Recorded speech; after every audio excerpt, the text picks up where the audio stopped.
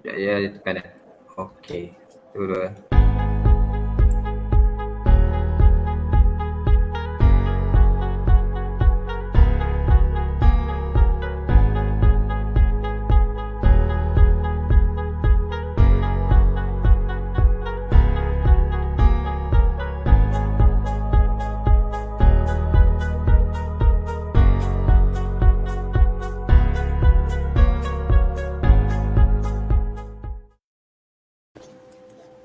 Okey, Assalamualaikum. Selamat datang kepada Info Day MySI. Okey, kita jemput MC untuk beri ucapan. Dipersilakan. Assalamualaikum dan selamat sejahtera tuan-puan dan hadirin sekalian. Terima kasih kerana sudi meluangkan masa untuk sesi Info Day MySI 2021. Alhamdulillah dan rasa bersyukur kehadirat ilahi kerana pagi ini kita telah dipertemukan di atas platform ini untuk mendapatkan maklumat berkaitan program MySI 2021. Mosti telah memperkenalkan inisiatif inovasi sosial melalui program Mosti Social Innovation MySI pada tahun 2015 sehingga 2017 dan dijenama semula sebagai Malaysia Social Innovation MySI dari tahun 2019 sehingga sekarang. Okay. Pada tahun ini, inisiatif MySI diteruskan lagi dengan melantik Yayasan Inovasi Malaysia sebagai agensi pelaksana bagi program MySI berasaskan pengetahuan, kepakaran dan pengalaman luas dalam inovasi sosial. Tema MySI 2021 adalah merakyatkan inovasi demi kesejahteraan di masa hadapan. Okey, sepanjang sesi Info Day selama 2 jam ini, pihak IM akan membantu menyampaikan maklumat berkaitan program MySI selama 1 jam dan 1 jam lagi adalah sesi soal jawab. Sekiranya tuan-puan mempunyai persoalan berkaitan MySI, tuan-puan boleh kemukakan soalan di ruangan chat di bawah dan pihak sekretariat akan cuba membantu dari masa ke semasa. Okay. Tanpa saya membuangkan masa lagi, saya memperkenalkan panel kita pada hari ini iaitu Puan Nur Fazlina binti Muhammad Razli, pengurus projek MySI 2021 bagi memberikan taklimat berkaitan MySI. Untuk taklimat pada pagi ini, kita akan ada 4 aktiviti iaitu pertama kita akan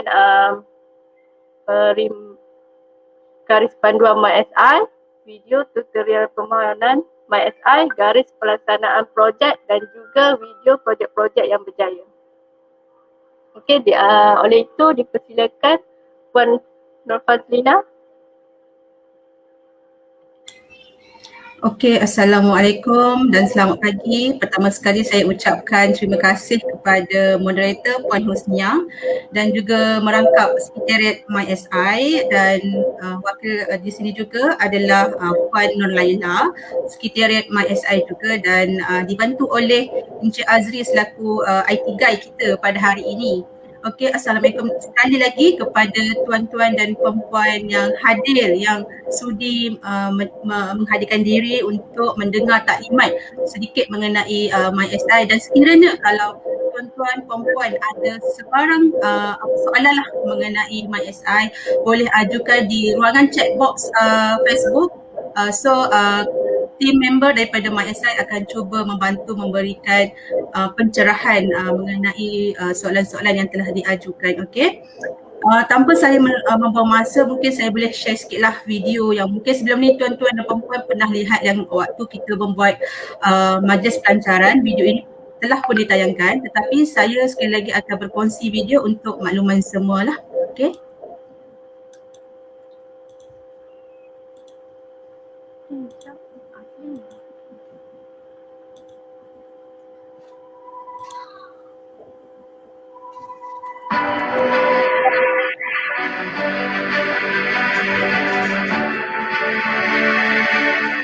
Inovasi sosial adalah penggunaan teknologi atau inovasi sebagai kaedah untuk menyelesaikan sesuatu isu atau masalah masyarakat yang dapat memberikan impak positif pada ekonomi, nilai sosial dan kesejahteraan rakyat. Kementerian Sains, Teknologi dan Inovasi Malaysia, MOSTI, telah memperkenalkan inisiatif inovasi sosial melalui Multi Social Innovation MSI pada tahun 2015 hingga tahun 2017. Pada tahun 2019, inisiatif ini telah dijenamakan semula sebagai Malaysia Social Innovation ataupun MySI. Semenjak tahun 2015 lagi, inisiatif ini telah berjaya membantu dan membangunkan inovasi tempatan. Sebanyak 234 inovasi tempatan yang berinovatif telah dilaksanakan di komuniti tempatan. Lebih 48 juta ringgit dana MySI telah ditawarkan semenjak tahun 2015 hingga tahun 2020. Sehingga hari ini terdapat 234 lokasi projek inovasi di seluruh Malaysia. Inovasi ini juga telah memberi manfaat kepada 100,000 orang secara langsung dan tidak langsung melalui pelaksanaan projek yang bersifat aplikasi teknologi maupun bina upaya. Sebanyak 234 penyedia teknologi yang terdiri daripada agensi kerajaan, akademia, industri dan NGO. Penyertaan untuk dana MySI terbuka kepada organisasi yang mempunyai aplikasi teknologi tempatan yang berinovatif yang telah dibangunkan dan sedia dilaksanakan di komuniti secara mampan.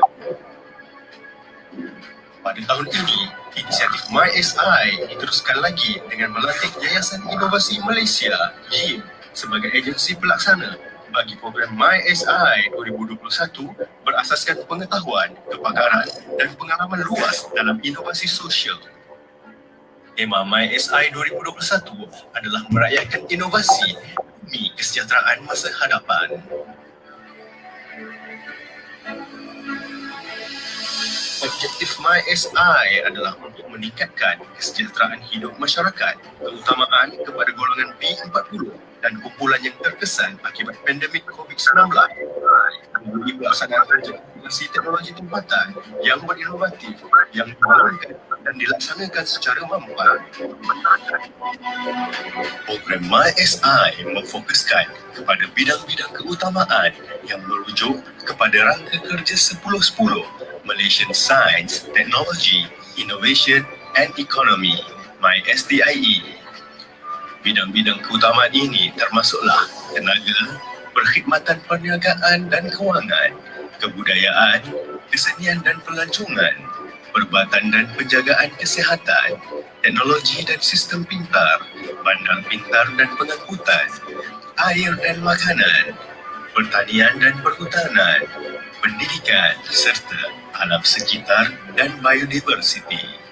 Nantikan penawaran dana MySI bagi tahun 2021. MySI merayakan inovasi demi kesejahteraan masa hadapan.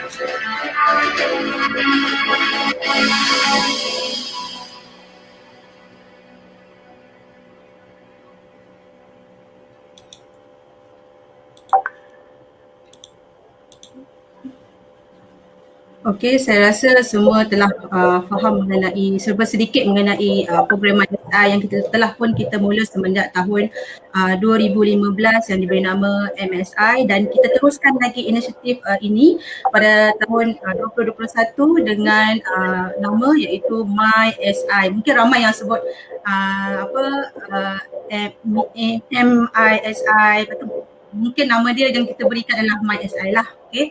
Okey, tanpa saya membuang masa juga, mungkin kita boleh terus tunjuklah mengenai garis panduan, sebab kita tahu ramai pun dah akses kepada website Inomap MySI dan telah pun go through kita punya garis panduan, tutorial permohonan dan telah baca terma-terma syarat. Okey, pada hari ini tidaklah saya akan berkongsi banyak mengenai latar belakang program, tetapi pada hari ini kita lebih nak menjawab soalan-soalan yang ada pada pemohon-pemohon ataupun yang kepada tuan-tuan yang perempuan yang masih belum memohon tapi ada macam nak mohon lah tapi macam mana cara dia, dan banyak soalan-soalan yang bermain di fikiran kan orang kata. Sebab dengan ada soalan tu boleh ajukan di ruangan chat box Facebook. Okay? Saya teruskan di mana yang kita boleh dapat akses untuk program MySI. Okay, mungkin kita share terus website program. Okay. untuk memohon atau mendapat maklumat mengenai program MySI boleh akses terus ke mysi.inomap.my. Okey. Dekat di platform website ini kita akan di halaman menu ini ada terdapat mengenai utama MySI, termasuklah pengenalan, kelayakan, bidang keutamaan, kriteria penilaian dan panduan pemohon. Seterusnya ada juga soalan lazim dan boleh juga buat turun manual pengguna dan garis panduan. Okay? So mungkin saya boleh tunjukkan garis panduan bagi program MSI. Alright.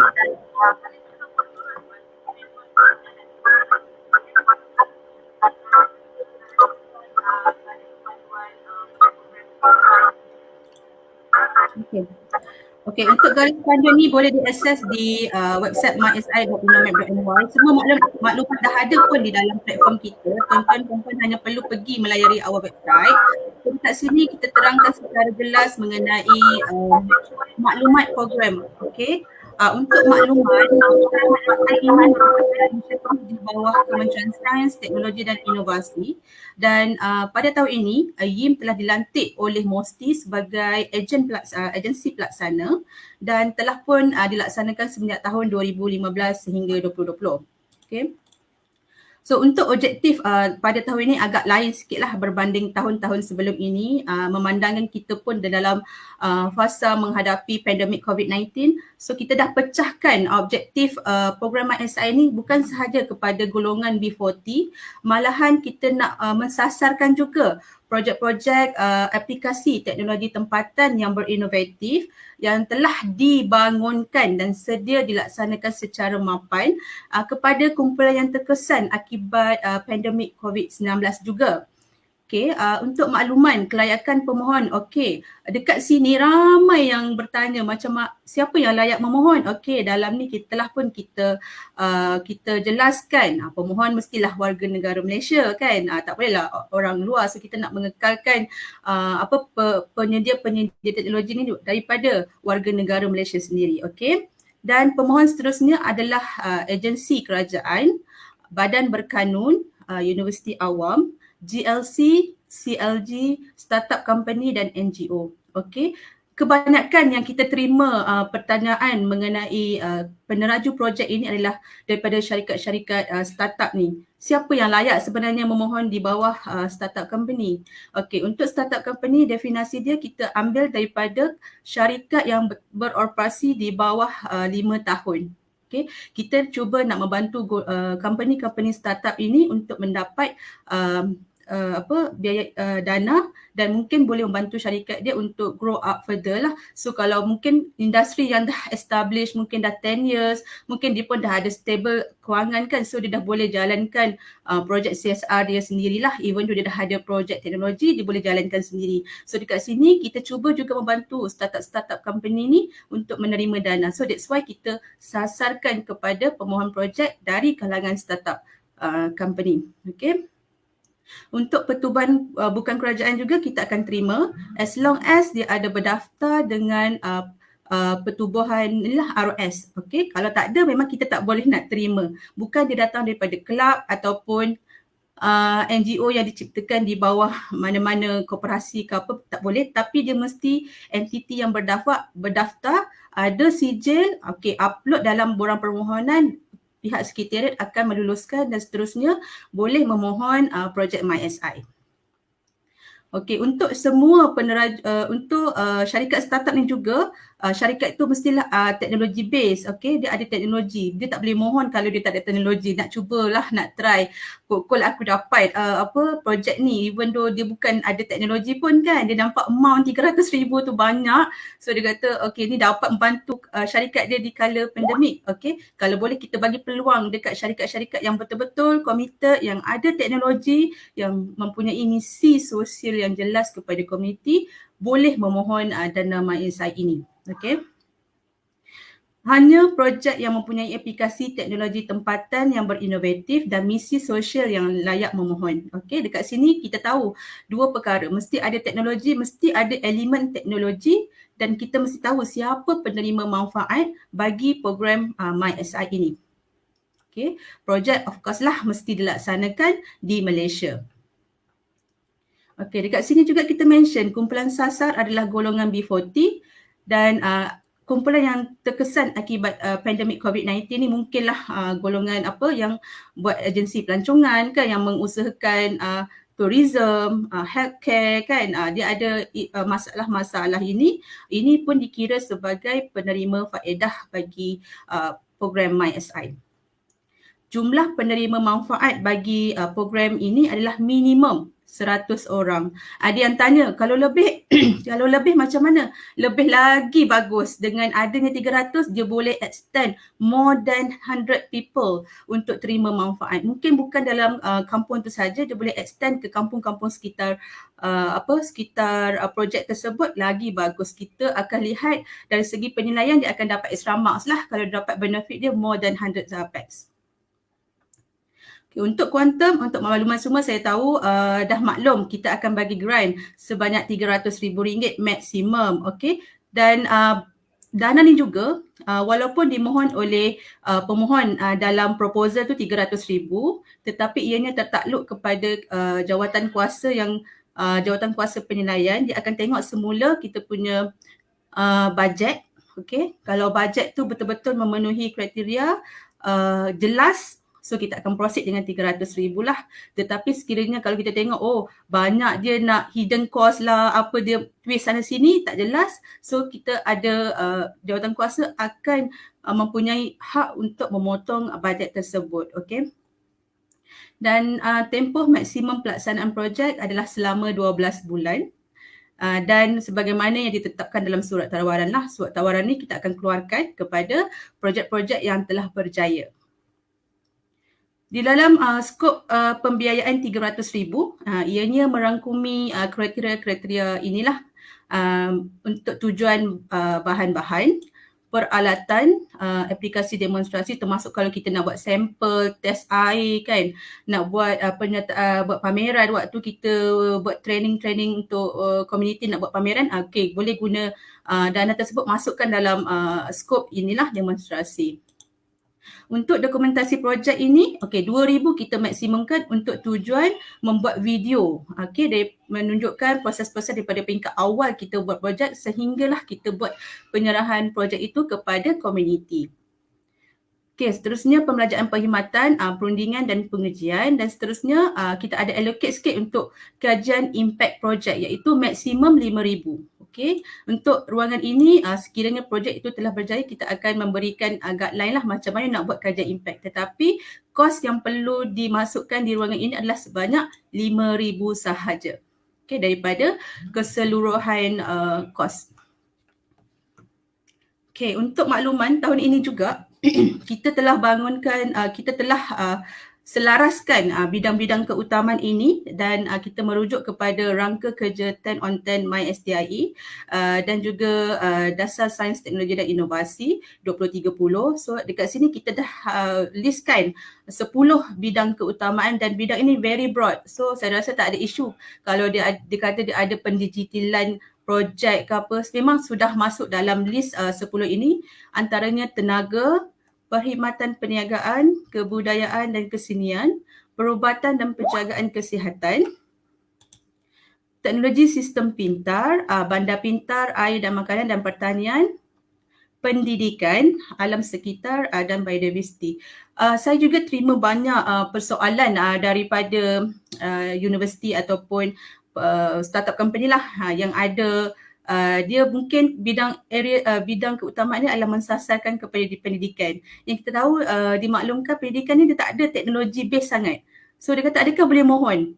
Saya rasa dia tak ada isu boleh mohon ataupun tidak. Sekiranya dia ada satu kaedah ataupun kit pendidikan yang very interaktif kan, yang boleh digunakan pakai oleh student kan untuk kegunaan komuniti orang asli kan, menaikkan semangat pendidikan dalam bidang sains teknologi, itu pun boleh dikira salah satu teknologi di dalam pendidikan, dan kit tu boleh diguna pakai oleh komuniti dan memanfaatkan bersamalah. Kalau sekadar hanya modul pembangunan memang tak boleh sebab modul tu dia hanya terhad kepada knowledge transfer saja. At least kalau boleh mungkin kita perlu ada satu kit yang boleh diguna pakai dan ditinggalkan di komuniti untuk kegunaan di masa hadapan lah.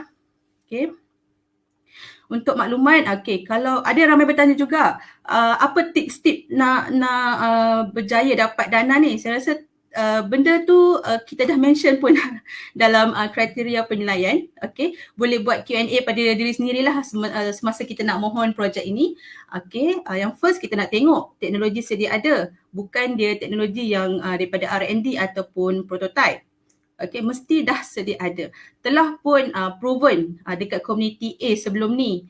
Kita nak apply dana yang baru untuk apply di community B. Which is teknologi tu dah ada. Kita tak perlu guna dana ni untuk bangunkan lagi produk itu. Kita cuma tambah baik. Mungkin tambah size output produk tersebut untuk memastikan lebih banyak penerima manfaat di lokasi yang baru. Seterusnya kriteria peruntukan. Kat sini kita tengok juga kos peruntukan yang minimum tetapi tidak menjejaskan kualiti projek. Memang kita letakkan maksimum RM300,000 tetapi sekiranya projek ini dia hanya menggunakan RM150,000 ataupun RM200,000 tetapi penerima manfaat more than 100 specs, itu lagi bagus dan ada extra marks di situ. Dan juga kita tengok fast execution sebab melalui pengalaman kita sebelum-sebelum ni, kebanyakan projek mesti akan ada extension lah. Mungkin yelah zaman sekarang ni ada isu pandemik kan, kita pun tak tahu apa yang akan terjadi pada bulan-bulan yang akan datang kan. So dekat sini di dalam borang itu kita akan minta exit plan. Macam mana kita nak mengatasi sekiranya ada isu-isu dari segi masa, isu teknikal dan juga kewangan, kita boleh nyatakan dekat situ. At least kita nak penilai akan nampak, projek ni sebenarnya dia ready. Sekiranya plan A dia gagal, so dia ada backup plan which is plan B untuk menyelesaikan masalah secara internal as long as projek tu berjaya dilaksanakan di komuniti dan dia tak ada tersangkut lah. Kita tengok juga apa outcome projek yang dia mohon. Dekat sini kita highlight ada 4. Dia bukanlah keempat-empat perlu ada di dalam projek MySI as long as dia ada meningkatkan produktiviti atau meningkatkan pendapatan komuniti atau mewujudkan peluang pekerjaan baharu dan peningkatan kadar pemulihan alam sekitar. Sekiranya dalam projek tu ada 1 dan 2, dapatlah markah lebih kan. Kalau 1 sahaja. Kalau di sini berimpak tinggi ini, kalau boleh di dalam kita punya projek tu, kita perlu nyatakan dalam bentuk numbers, bukan sahaja dalam bentuk statement. Contohnya berapa persen peningkatan produktiviti daripada sebelum ni komuniti tu tak ada teknologi, berapa dia punya peratus kesihatan di komuniti tersebut. Bila kita diffuse dia teknologi, berapa peningkatan produktiviti di komuniti tersebut. So kita boleh nampak the gap tu, kita dah close gap. Kita bukannya sekadar memain, kita dah ada justification mungkin daripada statistik yang kita dah buat di komuniti sebelum ni, boleh buat masuk di dalam program yang kita nak apply yang baru inilah. Penilaian seterusnya adalah mampan. Dekat sini memang selalu jadi isu mampan ni sebab kita tahu selepas pelaksanaan projek selama setahun tu juga kita ada dapat dana kan, 300,000 confirm lah projek tu dapat berjaya dilaksanakan. Tetapi apa cerita selepas 1 tahun itu? Adakah teknologi yang kita diffuse tu hanya tinggal dekat situ saja? Akan berkarat dekat situ je, komuniti dah tak pakai. Dekat mampan ni kalau boleh kita kena kenal pasti business plan dia macam after 1 year apa perancangan kita, siapa collaboration kita yang boleh bantu untuk memastikan projek ini terus sustain. Bukan sahaja 1 tahun sahaja. 1 tahun saya rasa bukan cabaran untuk pemohon projek.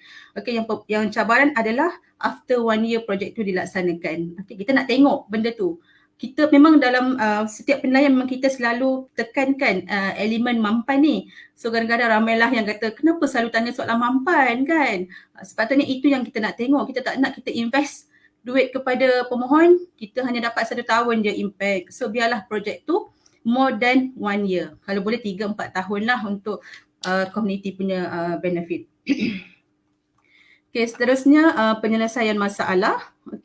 Kita tengoklah apa yang dia provide dari teknologi. Teknologi itu dapat menyelesaikan masalah dari segi apa. Mungkin dari teknologi itu dapat menyelesaikan dari segi isu air bersih di komuniti tersebut, ataupun kita nak meningkatkan pendapatan di komuniti tersebut. Kita tengok ada sisa buangan yang banyak mengenai cendawan. Okey, dengan ada mesin untuk proses cendawan, hasil sisa cendawan akan menjadi satu produk yang baru, dan produk itu akan menambah ataupun value added kepada pendapatan sedia ada di komuniti. Okey, dengan itu penduduk akan dapat lebih banyaklah income berbanding dengan program pendapatan sebelum ini. Okey, untuk perancangan projek ini dekat sini kita bagi tahulah dah ada baseline study. Baseline study rujuk kepada program-program yang kita dah ada statistik pada sebelum ini. Kita nak lihat juga betul ke dia dah buat kan. Kalau sekadar statement je semua orang boleh buat statement kan, tapi statistik tu yang kita nak tengok, adakah jelas memberi manfaat kepada komuniti dia punya teknologi yang dibawa itu. Okey, dan kos selenggara. Dekat sini juga kita kena pastikan teknologi yang kita cuba diffuse tu dia tidak akan memberi bebanan kepada komuniti. Kita kena fikir bagaimana maintenance selepas itu, selepas tamat projek, siapa yang akan jaga the maintenance of the teknologi. Okay, kalau teknologi tu very high end, banyak button nak kena tekan IoT kan, macam mana komuniti nak selenggara? Lepas 1 tahun hasilnya penaju projek pun dah tak nak ambil tahu kan.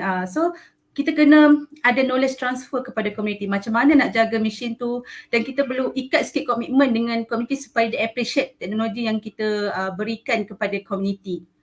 Okay, kita tak boleh bagi 100% free lah kepada komuniti. At least bila kita bagi certain charge kan, tapi taklah tinggi. At least dia ada perasaan untuk bertanggungjawab menjaga sistem yang kita bagi. Contohnya kalau kita letak satu sistem penapis air di masjid, okay, kita hanya kenakan charge kat dia untuk charge elektrik untuk dia bayar. Okay, kita tidaklah membebankan dia untuk bayar keseluruhan waranti. Mungkin waranti tu collaborator perlu lagi sustain lah after 1 year, mungkin perlu ambil tahu juga, tak lepas tangan 100%. Okay, mungkin masjid ataupun orang jawatankuasa masjid itu perlu membayar untuk kos electricity sahaja. So bila letak satu teknologi penapis air di masjid, so orang-orang kampung boleh guna air tersebut untuk dapatkan air bersih. Seterusnya, kelestarian alam sekitar. Kita nak tengok juga projek-projek yang kita diffuse ni akan memberi efek kepada alam sekitar. Contohnya kalau kita nak buka kawasan baru kan, nak membina bangunan di kawasan komuniti, kita nak tengok adakah dia akan memberi kesan kepada alam sekitar daripada tanah runtuh ke flora dan fauna terjejas. Kita nak tengok juga aspek-aspek kelestarian alam sekitar. Kadang-kadang kita kebanyakan program-program yang berkaitan dengan komuniti orang asli ni, kita nak buka kawasan hutan tu kan. So kadang-kadang kita tak ambil tahu pun efek selepas kita buat pembukaan hutan tu memberi kesan kepada komuniti juga kan. Sebelum ni itulah sumber dia untuk mendapatkan pendapatan, tapi bila kita dah buat projek kita ni, dia makin kurang pula dia punya pendapatan. Okay, kalau boleh kita cuba elakkan lah. Saya rasa boleh semua pemohon melihat kita punya kriteria ini untuk memastikan projek mempunyai high potensi lah untuk diluluskan. Okay, kita dah nyatakan, kita dah buat soalan bocor pun kepada semua pemohon. Kalau siapa rasa memenuhi kriteria yang kita bagi ni, insya-Allah boleh dapatlah 300,000 itu tanpa ada potongan. Okay, pembayaran kita dah skopkan 300,000 itu kita akan pecahkan kepada 3 tranches, 3 fasa pembayaran, iaitu 20% bayaran pendahuluan. Okay, 70% ni tertakluk kepada milestone, dan 10% lagi selepas 6 bulan projek tamat. So daripada 1 tahun 6 bulan, kita akan bagikan lagi 10% untuk kita lihat impact projek tu betul-betul sampai ataupun tidak. Okay, kita hold lagi 10% tu. Sebelum ni kita akan release semua dana tu dalam masa setahun, tapi untuk kali ini kita cuba nak hold 10%. Kita nak lihat 1 tahun 6 bulan tu adakah dia masih boleh sustain ataupun dah shutdown dah projek dia. Komuniti pun dah tak pakai dah projek dia. So kalau kita tengok kriteria itu dia dah tak bagi impact, so kita akan tarik lah 10% tu So hopefully peneraju projek boleh committed lah sampai setahun 6 bulan tu pastikan projek itu berjaya dijalankan. Dari masa ke semasa pihak-pihak pihak IM ataupun MOSTI akan turun membuat pemantauan lah dari masa ke semasa. Kita nak tengok progress projek itu. Masa buat laporan secara bertulis mungkin semuanya indah kan, indah-indah belaka. Tetapi kalau kita sendiri turun padang, kita lihat dengan mata kita, sebenarnya banyak masalah yang berlaku di komuniti. Kadang-kadang kita buat interview dengan komuniti, betul ke projek ni dijalankan, betul ke komuniti ada boleh akses kepada teknologi yang diberikan. Kita akan try engage dengan komuniti untuk dapatkan lebih makluman lah, feedback mengenai teknologi-teknologi yang telah diberikan kepada komuniti. So untuk proses dan bersedia permohonan, dalam ni kita akan nyatakan komuniti yang bersesuaian dengan produk yang ingin dipertimbangkan untuk MISI. Dekat sini kita nyatakan kalau komuniti A ni sebenarnya dia ada lebih bahan, contohnya macam cendawan. Kita dekat situ perlukan mesin untuk proses cendawan. Tetapi kita bagi mesin untuk tissue culture. Kan? Sebenarnya dekat komuniti dah hebat dah pun, dah buat cendawan dah kualiti yang tinggi, tapi kita bagi lagi ke tissue culture. Rasanya komuniti pun tak perlu. So bila tak perlu itulah menjadi masalah sebab dia takkan appreciate teknologi yang kita bagi. Dia pun takkan bagi kerjasama yang 100%. So kita kena tahu niche dekat komuniti itu apa sebenarnya dia nak. Apa yang problem ada dekat situ. Kalau boleh justify dalam borang permohonan lah. Aspek kedua, kita kena tahu siapa collaborator project. Saya rasa pemohon projek tak boleh buat seorang dirilah untuk menjayakan projek ini. Dia perlu kena pasti collaborator yang potensi membantu projek-projek di komuniti bagi memperincikan, bagi memastikan projek itu dapat siap dalam tempoh setahun lah, berkualiti lah, bukan sekadar nak dapat dana je. Kalau boleh dana tu biarlah betul-betul memberi efek dan impact kepada komuniti. Kalau boleh collaborator yang kita pilih tu collaborator yang boleh bagi kemahiran, maksudnya ada dia punya kepakaran dia. Mungkin collaborator ni dia membangunkan teknologi. Mungkin dia akan mungkin boleh buat agreement ke apa-apa. Selepas setahun collaborator ni boleh bantu bear the cost untuk maintenance. So kita main win-win situation lah. Collaborator pun boleh buat untuk part dia, pemohon pun boleh buat untuk projek dia. So biarlah satu team, tak perlu ramai, at least dia betul-betul berfungsi memastikan projek ini dapat dijalankan dengan jaya. Seterusnya, pemohon hendaklah mempunyai kedudukan kewangan yang kukuh. Ini pun kita merujuk kepada collaborator, pemohon projek, kan dia ada business plan ataupun kedudukan kewangan yang kukuh lah untuk memastikan projek itu terus sustain lah kan. Dia tak bergantung pada dana tu sangat. Cumanya dana tu kita nak bantu diffuse sahaja. Yang selebihnya tu pemohon dan collaborator yang main peranan. Macam mana nak engage dengan community kan, macam mana kita nak buat nak enhance the capacity building between community kan. Lepas diorang dah hasilkan produk daripada hasil buangan cendawan contohnya sebenar tadi, macam mana nak pasarkan, kena ada satu training on the marketing, entrepreneurship, kena bagi diorang satu kefahaman lah untuk market the product tu. Sebab market the product itu adalah tanggungjawab komuniti tersebut. Kita kena train daripada awal, produk ni kalau dah ada nak pasarkan kepada siapa, farmer ke, nak letak dekat pasaran yang mana ke, kita dah engage. Itulah saya dikatakan sebagai ekosistem dalam projek MISI. Seterusnya yang selebihnya boleh lihatlah pada platform mysi.unomap untuk maklumat lebih lanjut. Untuk makluman semua, tarikh akhir permohonan untuk fasa pertama adalah 30 Jun. Dan tak lama lagi rasanya, minggu depan, dah beberapa hari yang tinggal. So dalam platform permohonan pun alhamdulillah memberangsangkan ramai yang memohon. Dan yang masih draft lagi tu boleh kemas kini cepat-cepat permohonan anda dan tekan submit untuk melayakkan anda ke peringkat seterusnya. Kalau tak tekan submit draft, kita tak kira tau. Dia mesti klik submit dan hantar. Hantar tu yang penting tu. Sebab kalau dia dah isi cantik tapi lupa nak tekan submit, alah sayanglah kan. Dia dah ada produk yang buat cantik tapi tak submit. Okay, rugilah. Sekiranya kalau yang tak sempat lah yang first fasa ni dia nak tengok dulu kan macam mana orang implement kan projek tu. Kita ada lagi fasa kedua bulan Ogos, tetapi kita akan maklumkan dari masa ke semasa tarikh untuk permohonan dibuka lah.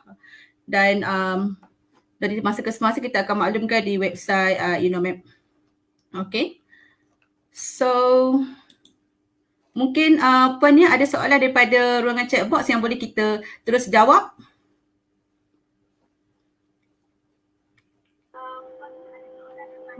Okey, saya ada pertanyaan daripada Sazlina K.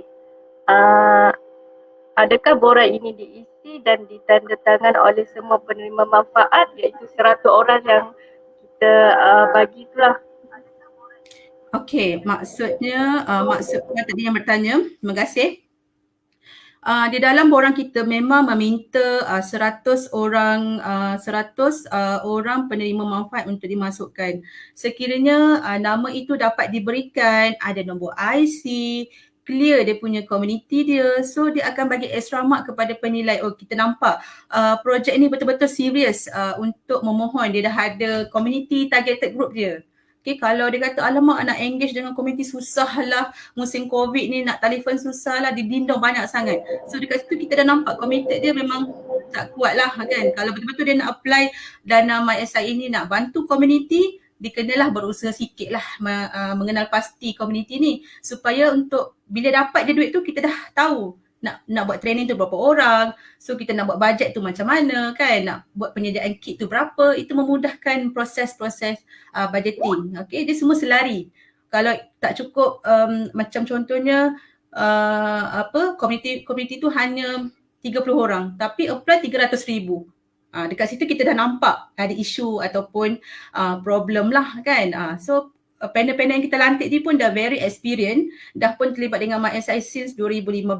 Dia dah tahu trik-trik permainan lah orang kata kan, pemohon inilah projek MySI. So saya rasa guideline yang kita bagi tu cuba penuhi. Kita tengok balik kan, bajet tu betul tak kita nak buat kepada komuniti yang kita tak sasarkan. Okay, Puan Nia, ada lagi soalan? Saya harap menjawab soalan tadi lah Puan.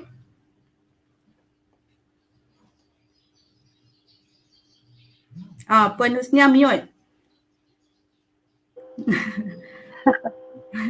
Okey, seterusnya di kaunter Hazwan, adakah majikan contohnya PKS tergolong dalam kumpulan startup? Okey, PKS ni kita nak tahu dia syarikat, mesti dia register syarikat apa kan? Adakah dia syarikat startup yang macam saya mention tadi, mestilah operasi di bawah 5 tahun. Kita kalau boleh nak cuba tu bolehlah cuba mendaftar dan uploadkan buat naik borang sijil pendaftaran syarikat, dan jadinya pihak sekretariat akan terima dan semak. Sekiranya menepati kriteria MySI, kita akan luluskan. Kita akan bagi notification dekat email Tuan lah. Tuan boleh cuba memohon dahulu. Soalan seterusnya daripada Kak Lang Syarina Muhammad Shah. Apakah yang dikatakan dengan startup company?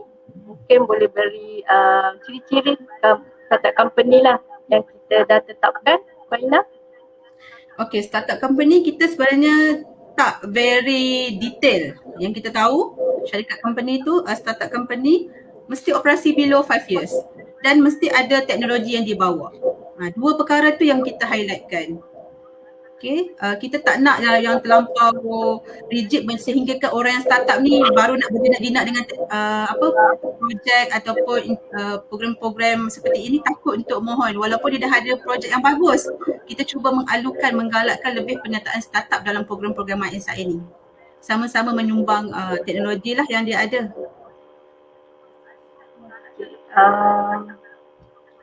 Ada lagi soalan? Soalan seterusnya oleh Wan Zahid. Skop pembayaran memang kena comply dengan semua yang kita tetapkan atau boleh tambah? Okey. Terima kasih. Saya tunjukkan lagi sekali garis panduan dulu lah kan. Okey, kalau melihat pada garis panduan, garis panduan ini kita telah nyatakan apa skop-skop yang perlu ada dalam 300,000 tersebut. Okey, mesti ada bahan-bahan. Nanti saya akan share lah bahan-bahan tu jenis apa yang dimaksudkan. Okay. Peralatan tu apa yang dimaksudkan. Nanti saya akan share juga aplikasi demonstrasi untuk dokumentasi projek dan juga skop kajian impact ini sahaja yang kita tetapkan 5,000. Maksudnya kajian impact tu memang tak boleh kurang, mesti kena 5,000. Okey, 5,000. Untuk dokumentasi kena letak bajet 2,000 daripada keseluruhan. Yang the rest ni boleh ikut berapa saja amount asalkan tak lebih pada 300,000. Okey, skop dokumentasi projek dan kajian impact sahaja perlu tetapkan amount 2,000 dan 5,000. Okey, faham? Jelas kan? Ada lagi? Seterusnya, Wilson, apa beza collaborator dengan ahli pasukan? Okey, terima kasih. Ahli pasukan ni terdiri daripada collaborator dan juga pemohon. Okey, dia boleh satu tim, boleh create satu tim lah. Contohnya pemohon daripada UTM, okey. Tetapi collaborator daripada Mardi.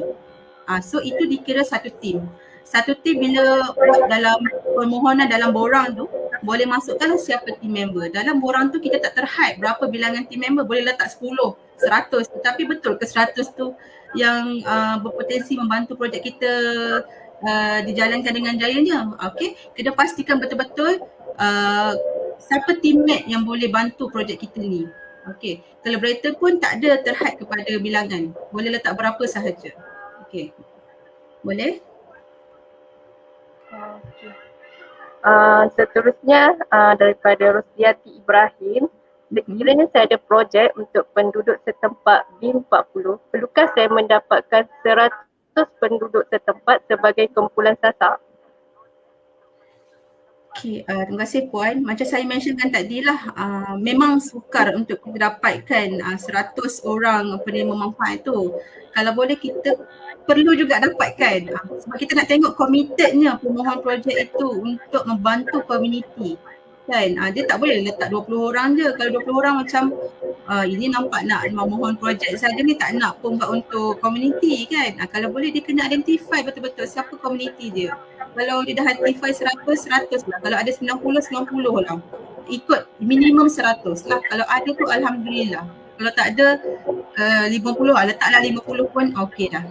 Tapi tertakluk kepada penilai lah, sama ada dia rasa 50 tu memadai dengan investment yang 300,000, itu tertakluk pada kepakaran panel untuk menilai lah.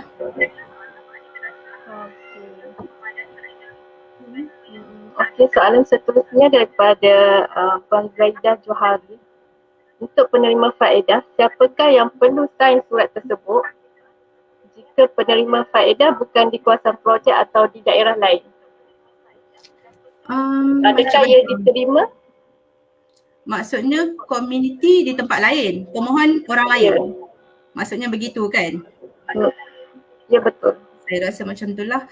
Okay, kalau macam tu dia tak berapa jelas. Okay, kalau komuniti tersebut, komuniti A contohnya 100 orang. So, siapa ketua kampung di kawasan tersebut?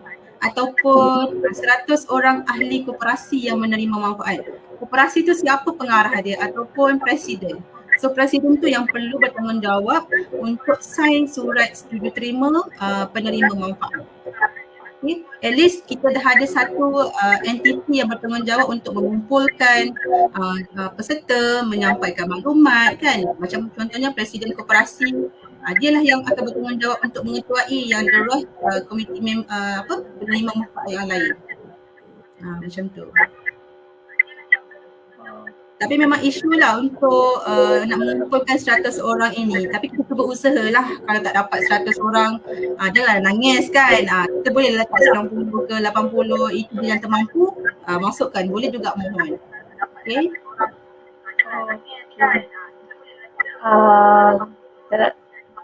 Soalan seterusnya daripada Wan Zahid. Sekiranya projek ini hanya bentuk classroom training, adakah boleh join untuk grant ini?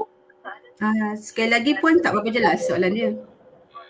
Sekiranya projek ini dalam bentuk classroom training, adakah dia boleh join untuk program MySI ni? training kan? Training, ya. Okay. Classroom training. Okay, kalau training sahaja, maksudnya kita nak buat menyampaikan training, okay, macam kita attend training macam biasa. Sebenarnya tak boleh. Dalam MySI ni kata kunci dia elemen teknologi. Itu perlu ada. Training adalah part of the project knowledge technology transfer tu. Maksudnya bila kita ada teknologi, kita diffuse kepada komuniti, dekat situ ada elemen training. Kita nak ajar macam mana nak menggunakan produk tersebut, kan? Macam mana kita nak pasarkan hasil daripada projek yang kita jalankan. Okay, itu adalah modul-modul yang kita perlu ada dalam training tersebut. Dia mesti selari, dia tak boleh ada training saja. Kalau training sebenarnya dia habis dekat situ je. Dia tak boleh mewarisi benda tu. Dia hanya kepada penerima manfaat tu saja. Kalau bila ada satu produk ataupun teknologi, komuniti lain masih boleh akses kepada teknologi yang kita berikan. Kan training tu dia part of the technology transfer, mesti ada training untuk kita explain macam mana kita nak guna the teknologi tersebut. Macam mana kita nak maintain produk tersebut selepas 1 tahun. Kena pemohon projek kena brief lah kepada komuniti daripada A to Z. Okay. Dia tak boleh lepas tangan. Nah, saya bagi teknologi. Pandai-pandai lah buat. Kan kesian pula dekat komuniti terpinga, dia duduk depan teknologi tu tengok apalah yang saya nak buat, button mana saya nak tekan.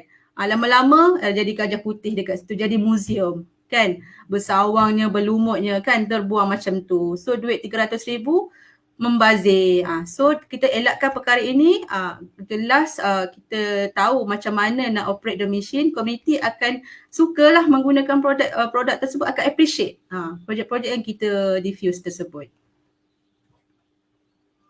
Okey, Puan Nia, mungkin kalau ini saya rasa penjelasan yang jelas daripada Puan Fazlina. Okey, seterusnya daripada Muhammad Razzi. Projek ni memang akan bersama komuniti. Kiranya memang akan komuniti akan terlibat samalah. Wajib ke atau tak? Wajib. Okey, wajib. Sebab kalau kita tengok objektif projek ini, siapa penerima manfaatnya? Adalah komuniti. Komuniti dari mana? Komuniti yang daripada grup B40 dan juga grup yang terkesan dengan pandemik. Komuniti ni adalah satu yang entiti yang terlibat dalam satu ekosistem yang besar. Okay? Dalam satu ekosistem MySI ni ada pemohon projek, ada penyedia teknologi, ada collaborator, penerima manfaat, ada pembeli dari produk hasil yang kita hasilkan. Macam tu, dia pemohon perlu kena pasti ekosistem siapa yang akan terlibat dalam program tersebut. Kalau tak ada komuniti, projek tu nak guna untuk siapa kan? Bukan pemohon tu apply, pemohon tu pakai. Mesti projek teknologi tu komuniti yang guna. Bila pemohon bangunkan teknologi tu tak boleh letak kat lab macam universiti kan. Dia mohon dana. Dana tu sebenarnya dia nak bangunkan teknologi tu letak kat lab. So kita kena fikir macam mana komuniti nak akses kepada teknologi yang dibangunkan. Komuniti kena ambil bas nak pergi ke lab kan. Kalau ada contohnya mesin pengeringan, dia letak kat lab universiti dia. So produk-produk yang daun-daun yang nak dikeringkan oleh komuniti tu dah ambil masa pula nak pergi ke lab untuk hasilkan. So dekat situ akan mempengaruhi lah, dia tak bantu komuniti meringankan beban, tak menyelesaikan masalah pun. Tambahan lagi menyusahkan komuniti. Okay? Kalau boleh dengan dana MySI ni kita nak memudahkan komuniti tersebut menyelesaikan masalah yang ada di komuniti. Macam tu Puan Husnia. Puan Husnia mute lagi sekali ya. Sorry? Puan Husnia mute ya tadi. Oh ya. Okay, dah jelas. Okay. Sekarang okay ya? Okay. So ada lagi soalan daripada ada soalan lagi banyak daripada pemohon ataupun separuh soalan sudah Sekretariat YIM telah apply dekat Facebook, boleh transfer kepada Facebook. Okey, saya baca yang mana yang belum reply lagi lah. Mungkin bagaimana kalau mungkin awasnya kita tengok video sekejap lah kan, asyik bebel je boleh pula kan. Orang pun dah terku dengar. Kita tunjuklah tutorial permohonan projek pun ada di website MySI. Okay, saya sharekan sebentar. Okay.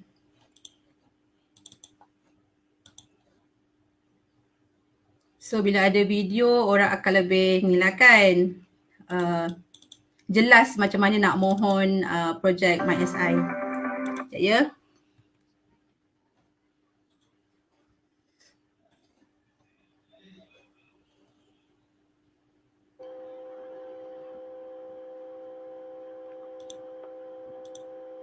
Saya share.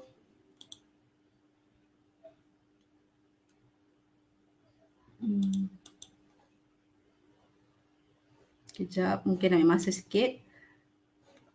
Kejap. Okay, video tutorial boleh pergi dekat panduan permohonan di website. Okay, mungkin ada masalah sikit. Kejap saya share lagi sekali.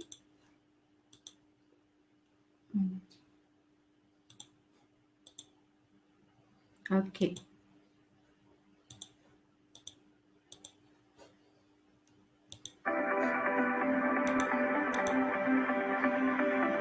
Layari laman web www.mysi.inomap.my. Klik pada daftar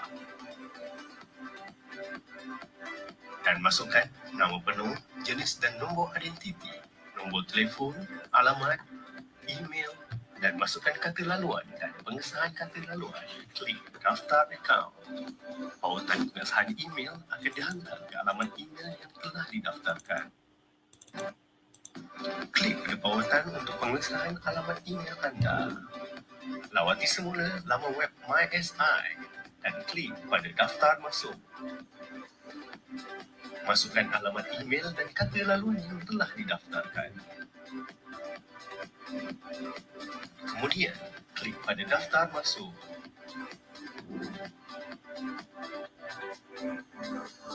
Seterusnya, klik pada permohonan saya di bahagian atas sebelah kiri. Klik pada permohonan baru.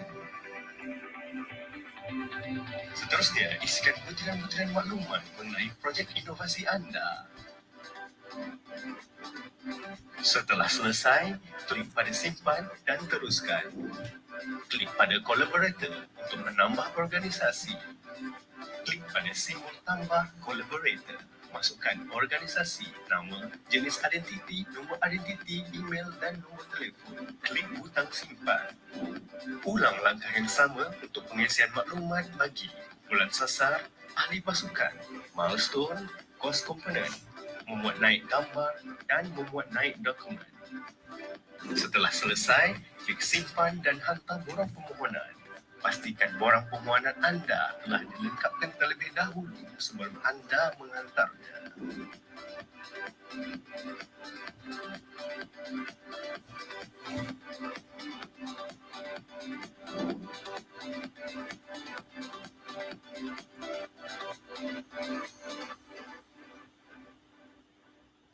Okay. Panduan tersebut boleh lihat di tab menu ni di panduan permohonan. Video tersebut kita telah masukkanlah. Boleh tengok tutorial macam mana nak isi borang di platform Inomap. Okay, dia agak rumit sikit lah pada peringkat awal, tapi lama-lama tu kita dah dapat tune, kita dah senang masukkan maklumat yang kita nak lah untuk diisi. Okay. Ini pada okay, saya stop. Mungkin ada soalan lagi Puan Husnia? Kita terus jawablah.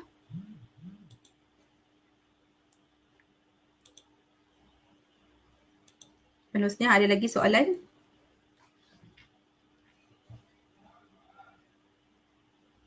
Okay, mungkin Puan Husnia ada ni sikit problem. So, okay Puan Husnia. Okay, sorry. Daripada Puan Rahila Abdul Rahim, jika penerima manfaat adalah murid-murid di sekolah rendah sekitar daerah, bolehkah saya wakil kepada wakil satu badan yang berhubung dengan sekolah sebagai penerima manfaat? Penerima manfaat itu adalah murid-murid lah. So dia akan ada seorang wakil. Dia akan appoint seorang wakil untuk sign borang penerima manfaat itulah untuk wakil daripada murid-murid. Boleh ke Puan Ina? Okey, faham. Okay, terima kasih yang bertanya soalan. Bagus juga soalan ni sebab penerima manfaat ni tidaklah terhad kepada ialah maksudnya orang-orang yang dah besar. Maksudnya sekolah pun kita nakkan jugalah komuniti yang menerima manfaat ni. Contohnya macam sekolah tadi, dia dah ada student 100 orang. So siapa yang akan jadi maksudnya ketua untuk in charge penerima manfaat ni? Yang mungkin saya boleh berikan iaitu mungkin pengetua sekolah ataupun PIBG sekolah yang mana kita nampak ketua ni dia very committed. Okay, mungkin kalau ada PIBG tu dia ada kontrak 5 tahun lah untuk jadi PIBG ketua. Okay, dekat situ lagi bagus. Sebab kadang-kadang kita tahu bila kita dah bagi training kan, dah bagi maklumat kepada PIBG ni, tetapi selepas 2 tahun lepas tu dia dah pindah tempat lain. So bila pindah dia pun bawa knowledge tu pindah sekali. So untuk community kat situ dah tak dapat lagi benefit. Okay, kat situ dah ada macam yelah matilah projek tu orang kata kan. So kalau boleh kita carilah sesiapa yang betul-betul memang ada dekat sekolah tu je. Maksudnya kalau PIBG tu very committed, dia memang rasa dia lah calon wakil seorang-seorangnya untuk jadi PIBG kan. Kalau tak ada ketua sekolah ataupun guru-guru dekat sekolah tersebut lah. So at least dia yang bertanggungjawab memantau program-program yang dilaksanakan. Okay, selepas setahun lah habis, mungkin dia rajin engage dengan pemohon projek. Okay, status projek macam ni sekarang, student dah pun ada peningkatan minat terhadap inovasi ataupun sains, teknologi. Dia keep to date lah dengan pemohon projek tersebut. Bila dia rajin kan selalu update status, so pemohon ni dia tahu, okay, dia aware, okay sekarang ni projek dia memang berjaya. So kita perlu bantu lagi, kita perlu cari dana lain untuk kita bantu lagi sekolah ini. Sebab kita tengok memang pelajar-pelajar dia berminat sangat ni nak menggunakan teknologi, nak extend kepada sekolah yang sebelah kampung tersebut ke kan. Mungkin sebelum ni kita buat dekat komuniti luar bandar, mungkin kita nak extend kaedah ataupun projek yang sama tu dekat orang asli.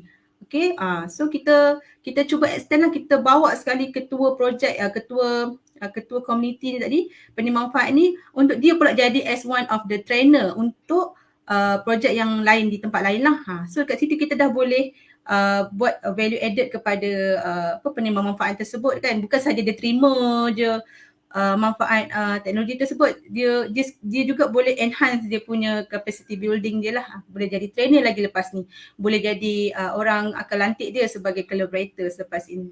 Macam tu Puan Husnia.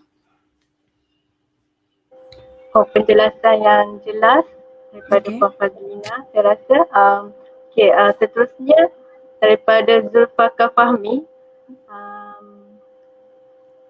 soalan dia, kita tak ada spesifik alamat lokasi projek kerana syarikat buat fully digital platform di mana boleh diakses semua komuniti dalam Malaysia. Perlu ada spesifik target location untuk fully digital platform ni?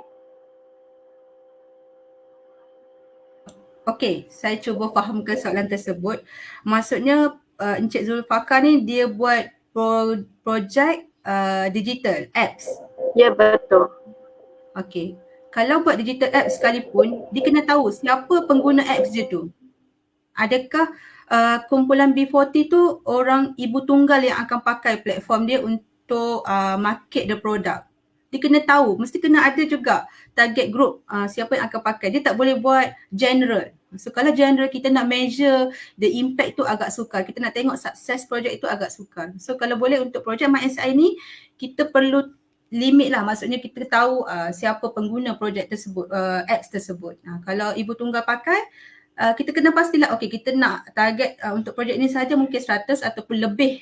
Kan kalau apps ni dia tak terhad, lebih pada 100 pun boleh pakai kalau rasa apps tu memberi bantuan ataupun menyelesaikan masalah kepada market produk orang ibu tunggal ni kan, ataupun apps untuk peluang pekerjaan kepada golongan belia ataupun mahasiswa kan. So mahasiswa tu adalah one of the group yang effect dengan pandemik COVID-19. Mungkin dengan ada apps tu boleh bantu belia-belia ni mempromotkan diri dia lah kan, mempromosikan diri dia. Dia mungkin boleh buat macam satu resume secara digital kan. So bila ada majikan-majikan berminat, dia boleh akses terus ke website ataupun apps tu untuk pilih calon-calon. Okay, sebelum ni kita tengok on paper sahaja kan. Bila dia pergi akses ke apps tu, majikan akan boleh tengok dia punya personal skill dia, communication skill dia, bercakap macam mana. So kat situ dia dah bagi satu penyelesaian masalah kepada student, daripada mahasiswa dengan majikan yang nak mencari pekerjaan tu. At least kita tahu, okay, pengguna apps ni adalah golongan belia ataupun mahasiswa. Mesti ada spesifik entiti ataupun penerima manfaat. Okay. Mesti ada lokasi projek tu, mesti kena nyatakan. Kalau dia guna apps tu untuk kampung A, mesti ada alamat, kena buat juga macam tu.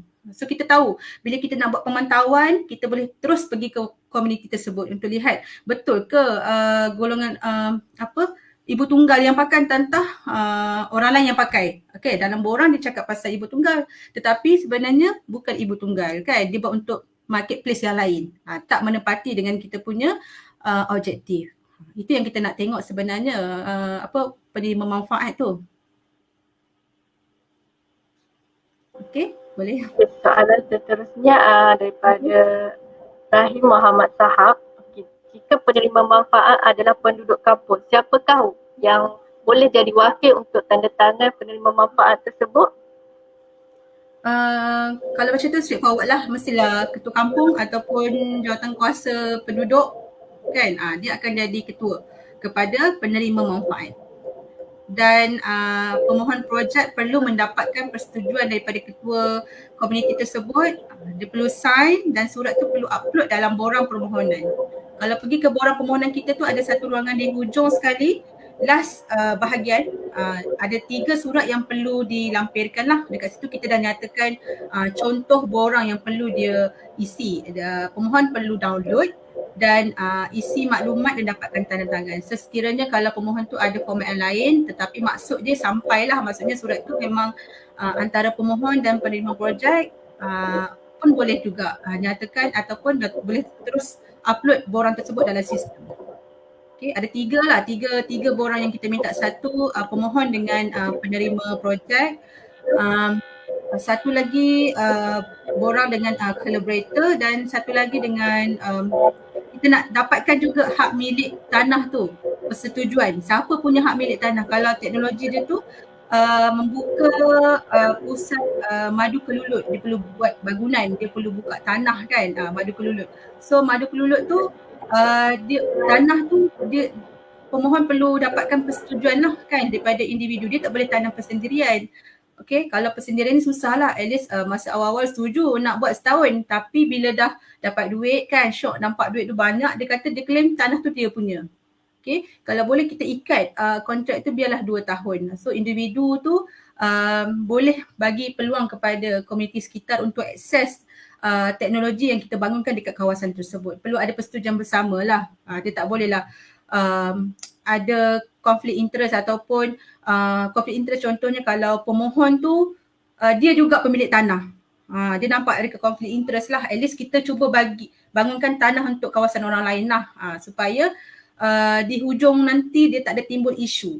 Okay, bila pemilik tanah tu dia juga yang mohon, nanti dia senyap-senyap je pegang duit tu, dia tak nak bagi akses pun komuniti untuk guna teknologi tu.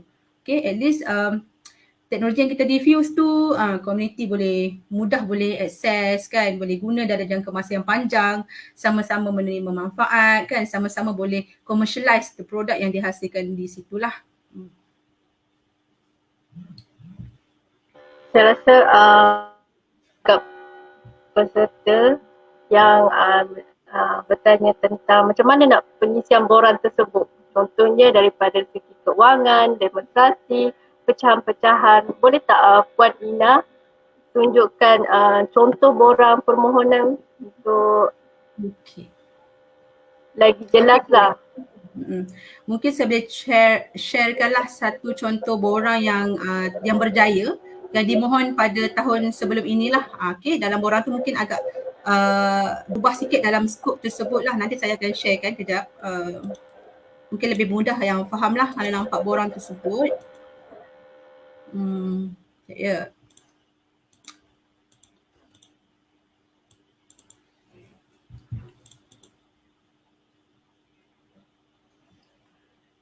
Okay, saya sharekan.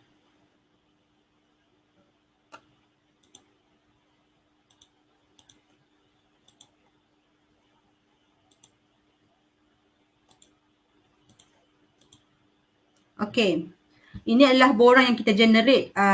Nampak tak borang saya ni Puan ya?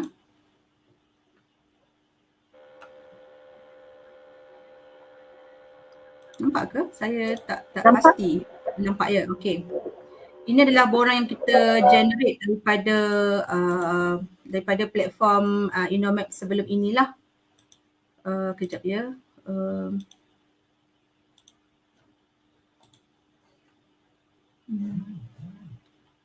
Kejap.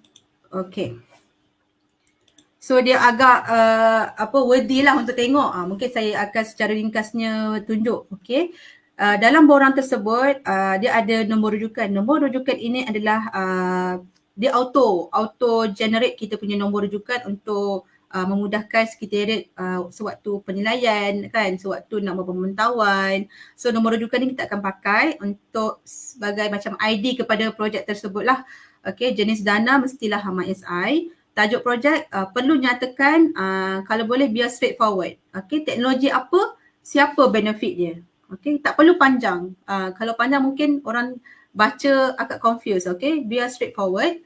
Teknologi, mention teknologi apa, kepada siapa penerima manfaat. So ringkasan projek ini kita bagilah sedikit background of the project. Mungkin sebelum ni boleh cerita success story di tempat lain kan. Macam mana kita nampak the successful of the project dekat komuniti tersebut, nyatakan dekat ringkasan projek ini. Ringkasan projek ni dia ada dia rasanya ada limit perkataan rasanya kan Puan Husnia? Dalam 2000 patah perkataan ke? Kan? So boleh isikan lah. Dia memang very short and precise, tak perlu panjang.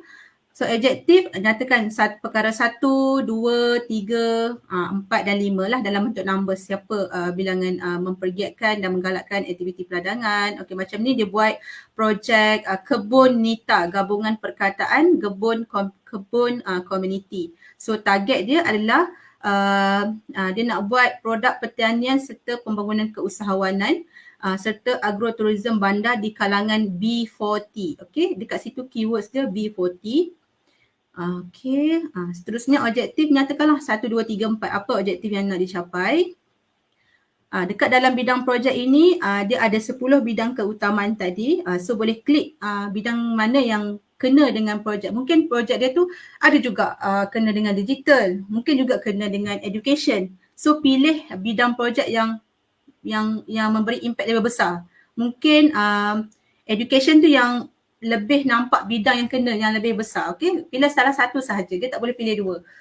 Pilih salah satu sahaja. Okey.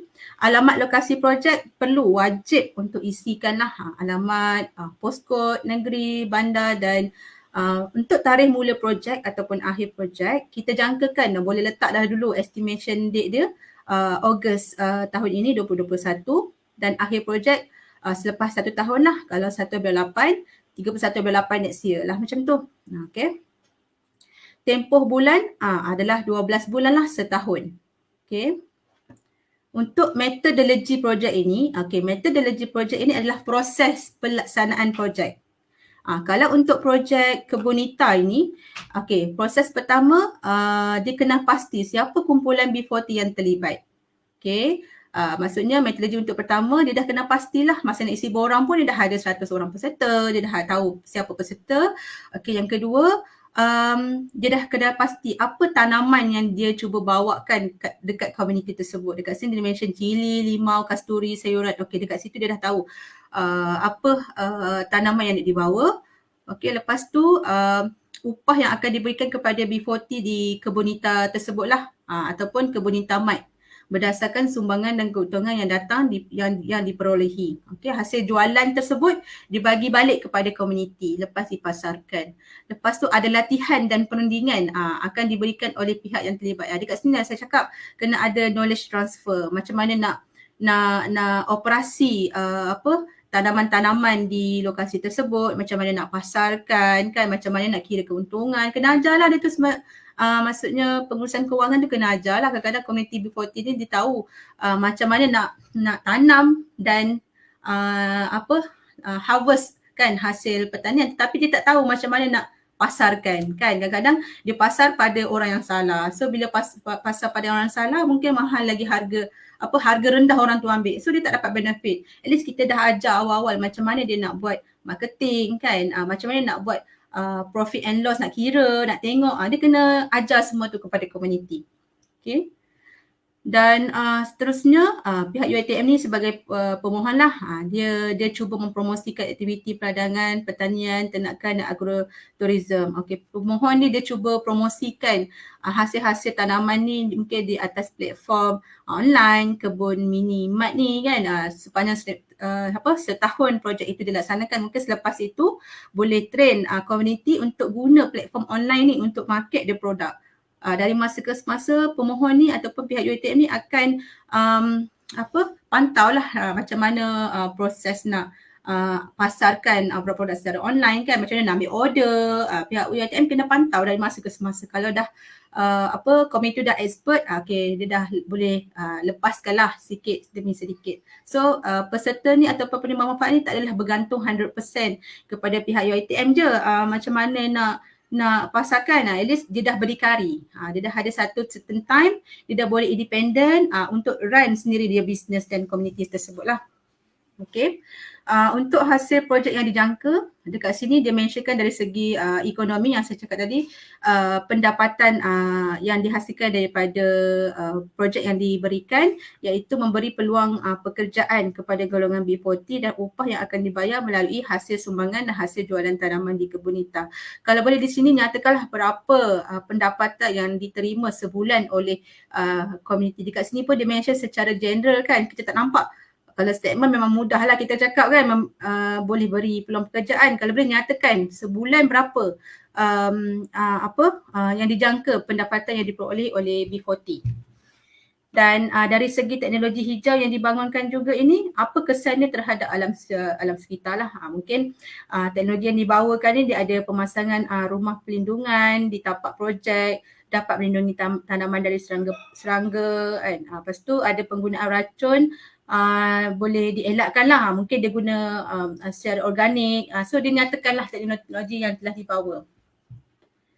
Okay, seterusnya ini teknologi dan ada juga dari segi mesra alam. So dekat sini kita nampak ada 3 hasil ataupun impact yang dia jana lah daripada projek yang telah dilaksanakan. Okay, kalau ada salah satu tu kalau ada 3 lagi baiklah. Kalau ada satu saja impact yang diberikan pun dah memadai, tapi boleh jelaskan lebih terperinci lah berapa bilangan pendapatan kan.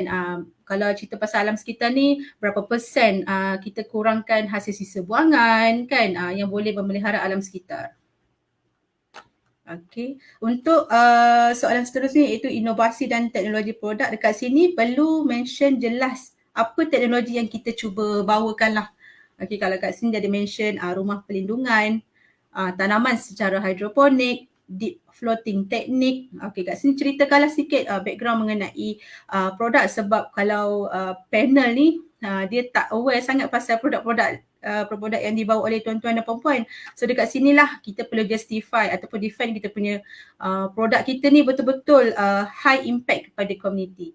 So gambar pun kita minta juga upload ada satu ruangan di borang tersebut lah. Okay, untuk kita tengok sisi-sisi produk tersebut. Okay, adakah very macam susah sangat operate ke kan? Adakah senang, mobile nak bawa ke mana-mana, nak pindah senang kan? Mungkin kalau kita letak di mungkin di lokasi A ni tiba-tiba banjir, kita senang nak pindahkan ke lokasi B kan? Dia tak adalah bila ada banjir dah stuck produk tu dekat situ, so dah rosak kan. Kita tengok juga konsep-konsep teknologi yang dibawa tersebut lah.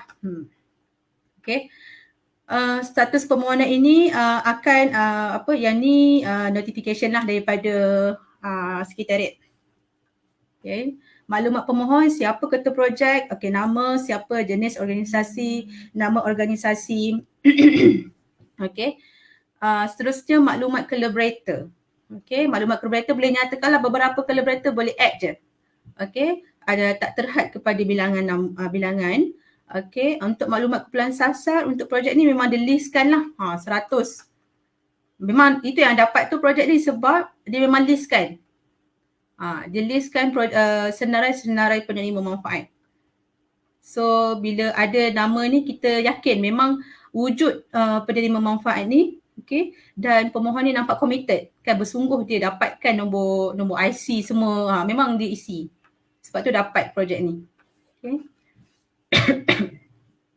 Okay, untuk maklumat ahli projek tadi macam saya mention tadi lah, mungkin daripada pemohon projek, mungkin daripada collaborator boleh masukkanlah nama seperti yang diminta lah, maklumat yang diminta. Okay, seterusnya milestone dan aktiviti projek. Untuk milestone ni, okay, kalau kita lihat di ruangan yang pertama ni, nama jadual pembatuan ni, kita lihat balik di kita punya metodologi yang peringkat atas tadi tu. Kalau yang first kita nak buat pembelian pembenihan, dekat sini masukkan dekat dalam ruangan ni pembelian dan pembenihan. Straightforward. Apa output yang akan dihasilkan daripada milestone yang pertama ni. Contohnya mestilah anak-anak pokok 5 kasturi dan biji benih yang dihasilkan. Bila tarikh dia mula beli dan tarikh akhir dia beli. Okay, nyatakan kos. Okay, kos. Okay, fasa kedua pun sama. Kalau dia nak buat kajian kualitatif, berapa set soalan yang dia sediakan, siapa yang akan isi borang tersebut, kena nyatakan output dia, bilangan, numbers. Okay. Okay, yang ketiga pemprosesan data. Nyatakanlah data, apalah semua data-data berkaitan. Okay. Okay, boleh lihat dekat sinilah penerimaan kabin, pembelian peralatan, pembelian bahan mentah. Macam tadi dia nak buat kebuniti. So dibelilah tinja lembu, ayam, batu turap. Ni bahan-bahan mentah. Yang bahan-bahan mentah ni akan masuk dalam skop tu. Bahan-bahan yang kita nak bangunkan pertanian tersebut. Kan perlu ada baja, perlu ada topsoil, kan ada baja organik. Nyatakan dalam list of bahan mentah. Okay. So ini antara aktiviti untuk projek ni lah. Ada pembinaan, ada buat kebuniti mat, dia nyatakan spesifik bila tarikh dan juga dana yang diberikan. Okay. So saya harap jelas lah. Mungkin saya boleh bias kejap kat sini lah kan, siapa-siapa nak tengok ke, tapi tak berapa jelas ya. Maaf ya, tak berapa nak jelas. Sebab saya generate daripada ni borang permohonan. Tapi saya rasa boleh baca lah kan. Okay, ni antara milestone inilah yang telah diisi. Okay.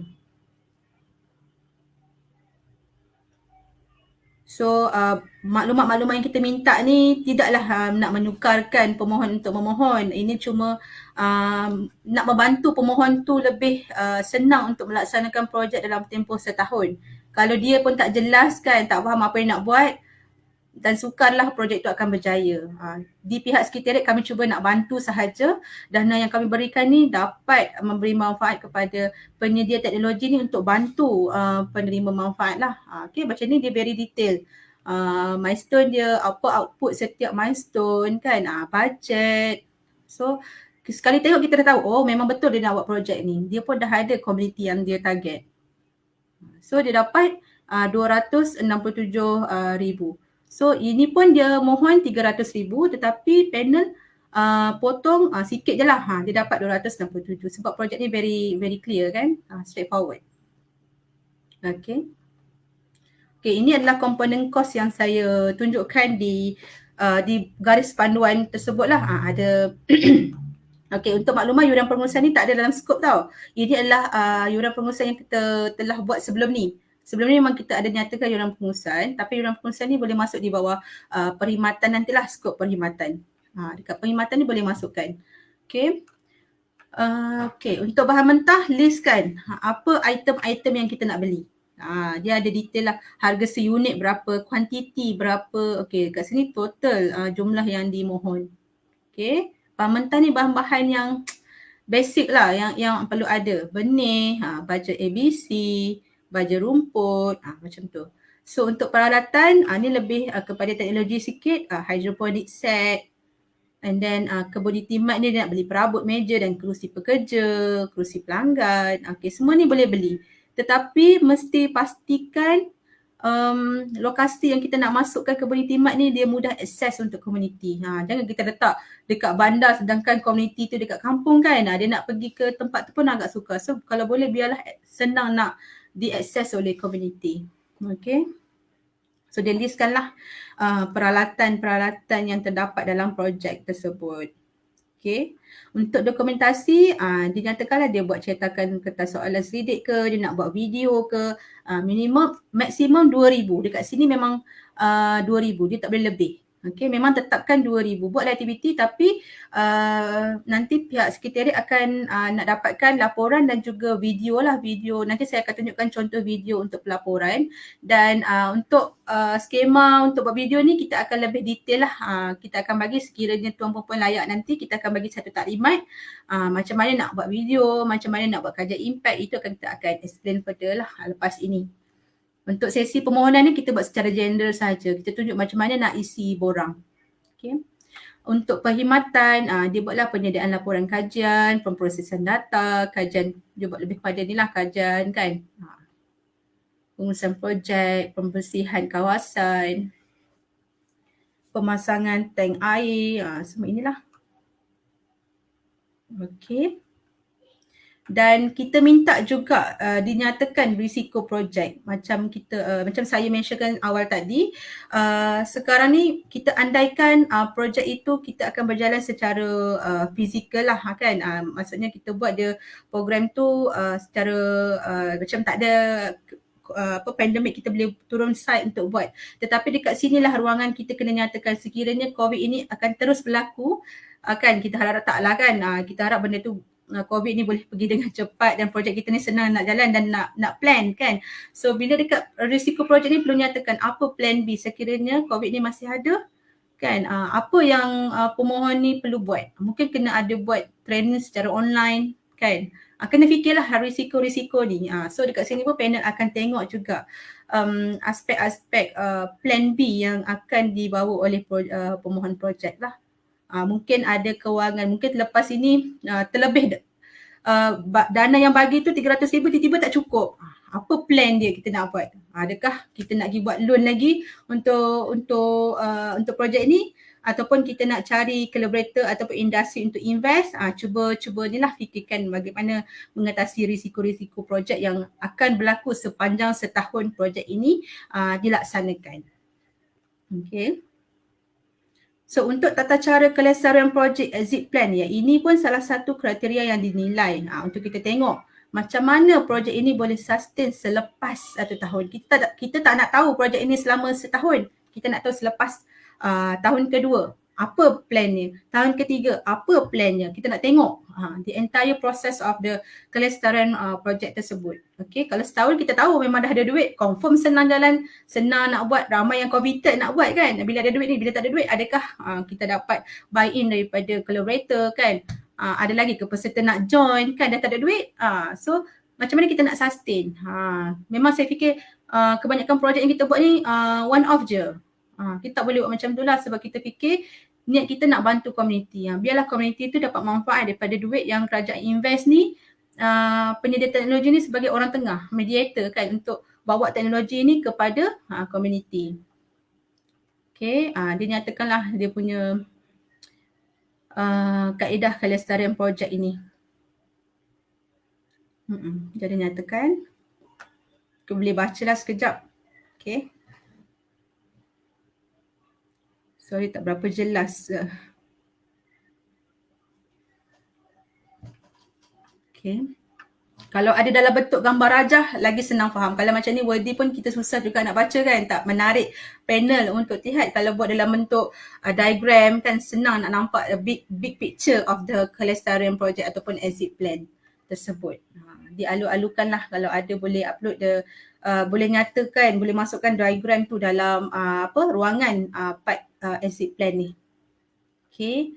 Seterusnya senarai dokumen yang kita minta lah. Surat setuju terima pemohon dengan penerima manfaat. Lepas tu surat setuju antara pemohon projek dengan collaborator. Perlu upload surat-surat ni lah.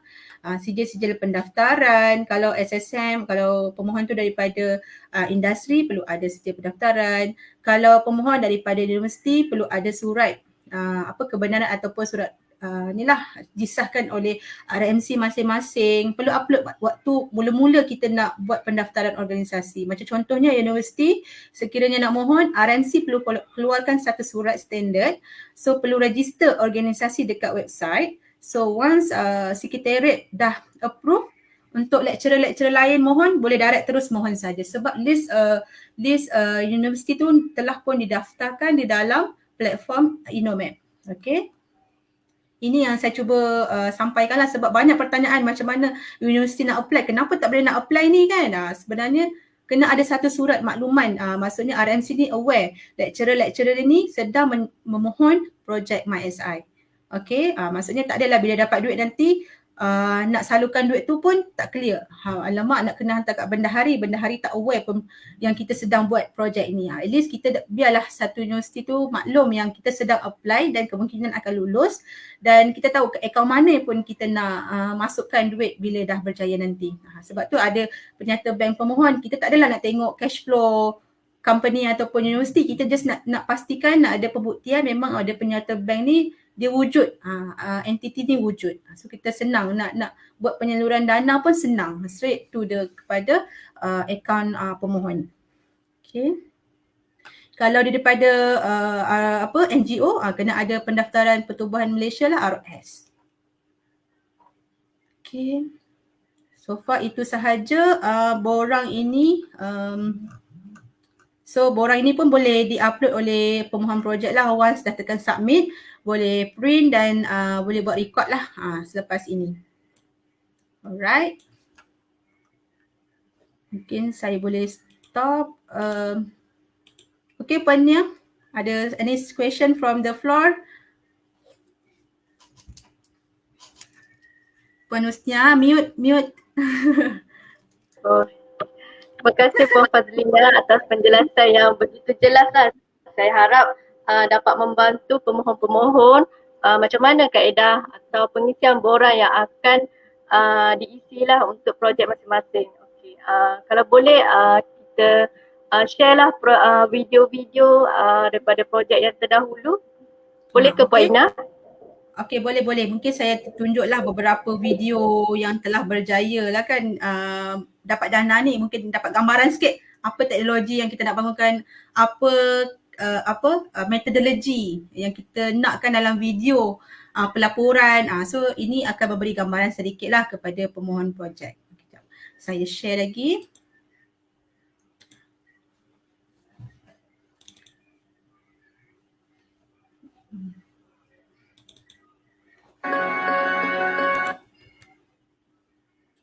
Okay.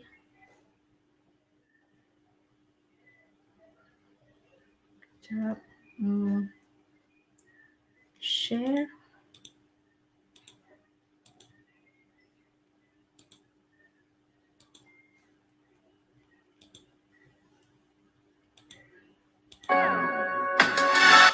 Okay, pernah dengar tak audio ni? Saya takut audience tak dapat dengar. Dengar. Alright, good. Okay.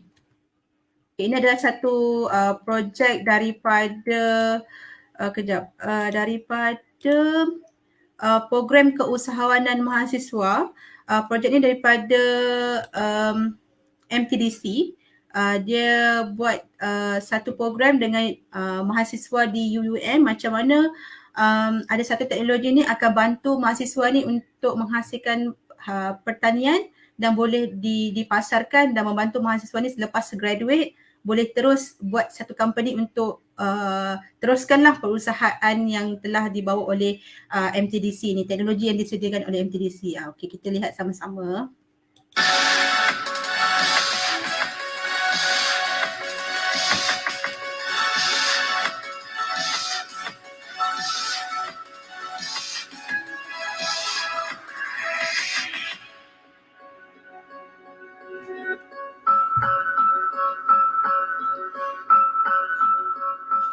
Di awal tahun 2016, Malaysia telah digemparkan dengan isu yang hangat di media elektronik dan media cetak berkaitan mahasiswa yang menghadapi masalah kewangan dan tidak cukup wang untuk menampung perbelanjaan di kampus. Akibatnya, mereka terpaksa ikat perut sehingga ada yang mengalami masalah kesihatan. Perniagaan berasaskan pertanian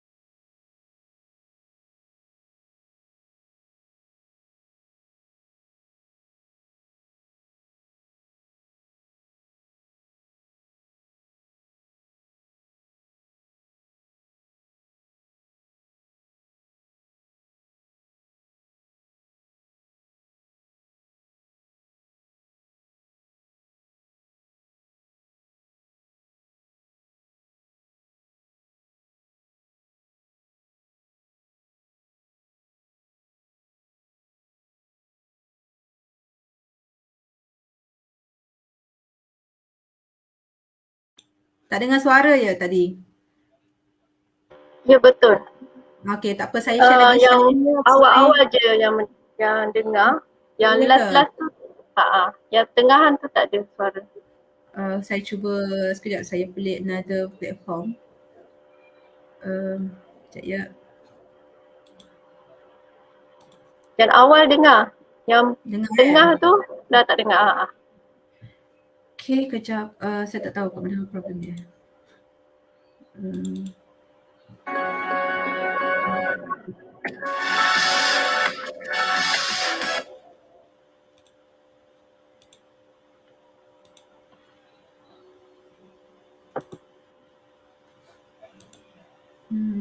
Maaf ya semua yang masih lagi bersama Infoday ni. Ada masalah sikit. Sekejap, saya cuba sharekan juga video ni ya. Kejap. Share.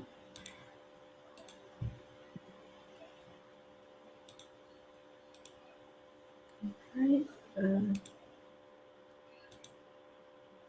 Okay, sekarang pause-nya nampak tak saya share video? Masih belum lagi lah. Okay, dah play. Okay, nampak tak saya ada play video? Cuba play Belum ya? balik.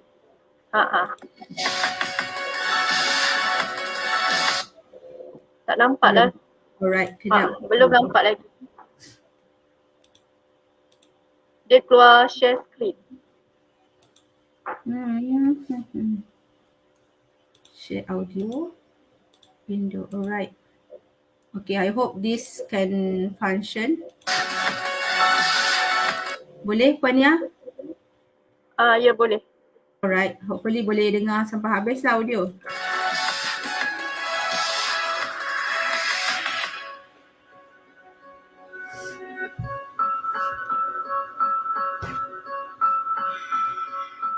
Di awal tahun 2016, Malaysia telah digemparkan dengan isu yang hangat di media elektronik dan media cetak berkaitan mahasiswa yang menghadapi masalah kewangan dan tidak cukup wang untuk menampung perbelanjaan di kampus. Akibatnya, mereka terpaksa ikat perut sehingga ada yang mengalami masalah kesihatan. Perniagaan berasaskan pertanian adalah salah satu cadangan penyelesaian bagi mengatasi masalah ini. Cendawan kukur adalah antara bahan masakan yang digemari oleh masyarakat Malaysia. Cendawan yang lebih dikenali sebagai kulat sisir atau nama saintifiknya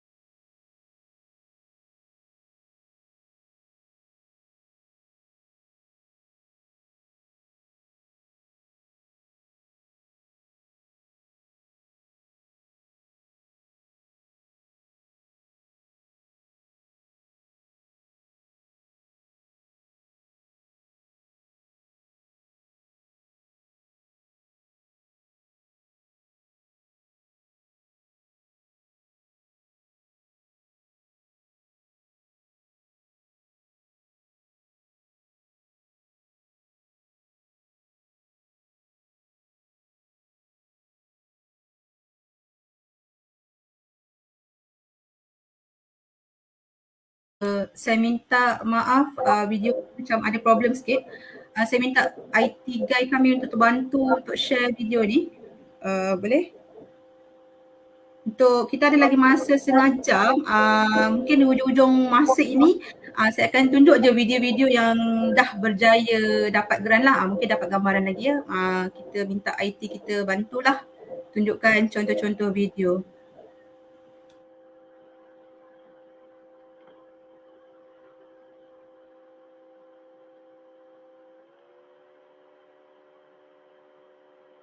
Okey, sementara nak buat video tu mungkin Puan Husniah ada soalan daripada ni audience? Okey. Daripada Wan Min, berapakah projek yang akan dipilih dalam fasa pertama ni dan adakah projek yang terpilih tu akan ditemu juga atau macam mana proses dia, Pak Ina? Alright. Terima kasih Puan Husniah. Satu soalan yang bagus, mungkin ramai yang bertanya ni. Berapa lama proses penilaian semua? Mungkin saya akan share juga. Okay, saya share the ni kejap ya. Ada punya program tentatif dia. Okay. Dah ada yang bertanya, so saya share terus, nanti saya lupa.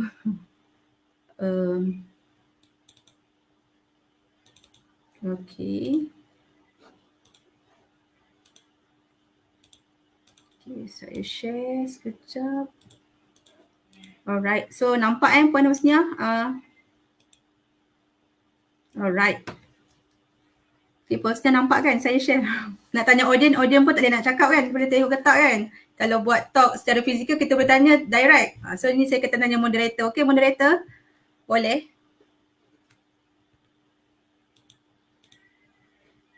Okay, Husniah nampak kan saya share?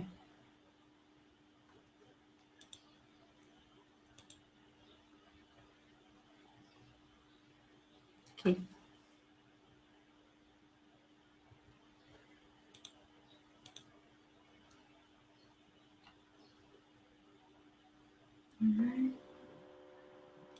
Puan Ina? Okay, boleh nampak tak Puan Husniah? Boleh nampak. Alright, okay. Saya ingat tak nampak tadi. Alright, okay. Ini adalah proses permohonan penilaian dan penyaluran dana. Okay, template ni kita akan letak juga di website untuk makluman semualah apa yang kejadian dia selepas kita dah mohon kan, dah isi template penat-penat, apa proses kejadian selepas itu. Okay, untuk kita ada 5 langkah lah untuk proses yang pertama ini.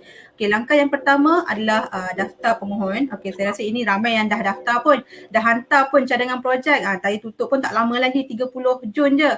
Okay, masih ada masa lagi untuk hantar dan saya ingatkan lagi sekali yang dah isi borang please tekan submit.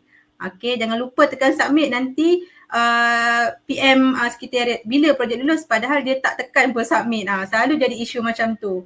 Okay, selepas dah submit, langkah ketiga adalah sekretariat akan permohonan akan ditutup. Okey, seterusnya sekretariat akan membuat semakan dokumen-dokumen yang telah dihantar ataupun dimaknai oleh pemohon projek lah. Kita akan tengok yang borang setuju terima antara pemohon dengan penerima projek, dengan collaborator, surat hak milik tanah. Okay, kita akan semak semua dokumen tu secara terperinci dan juga documentation borang yang diisilah, sama adakah semua segmen-segmen soalan yang di dalam borang tu dijawab dengan dijawab lah.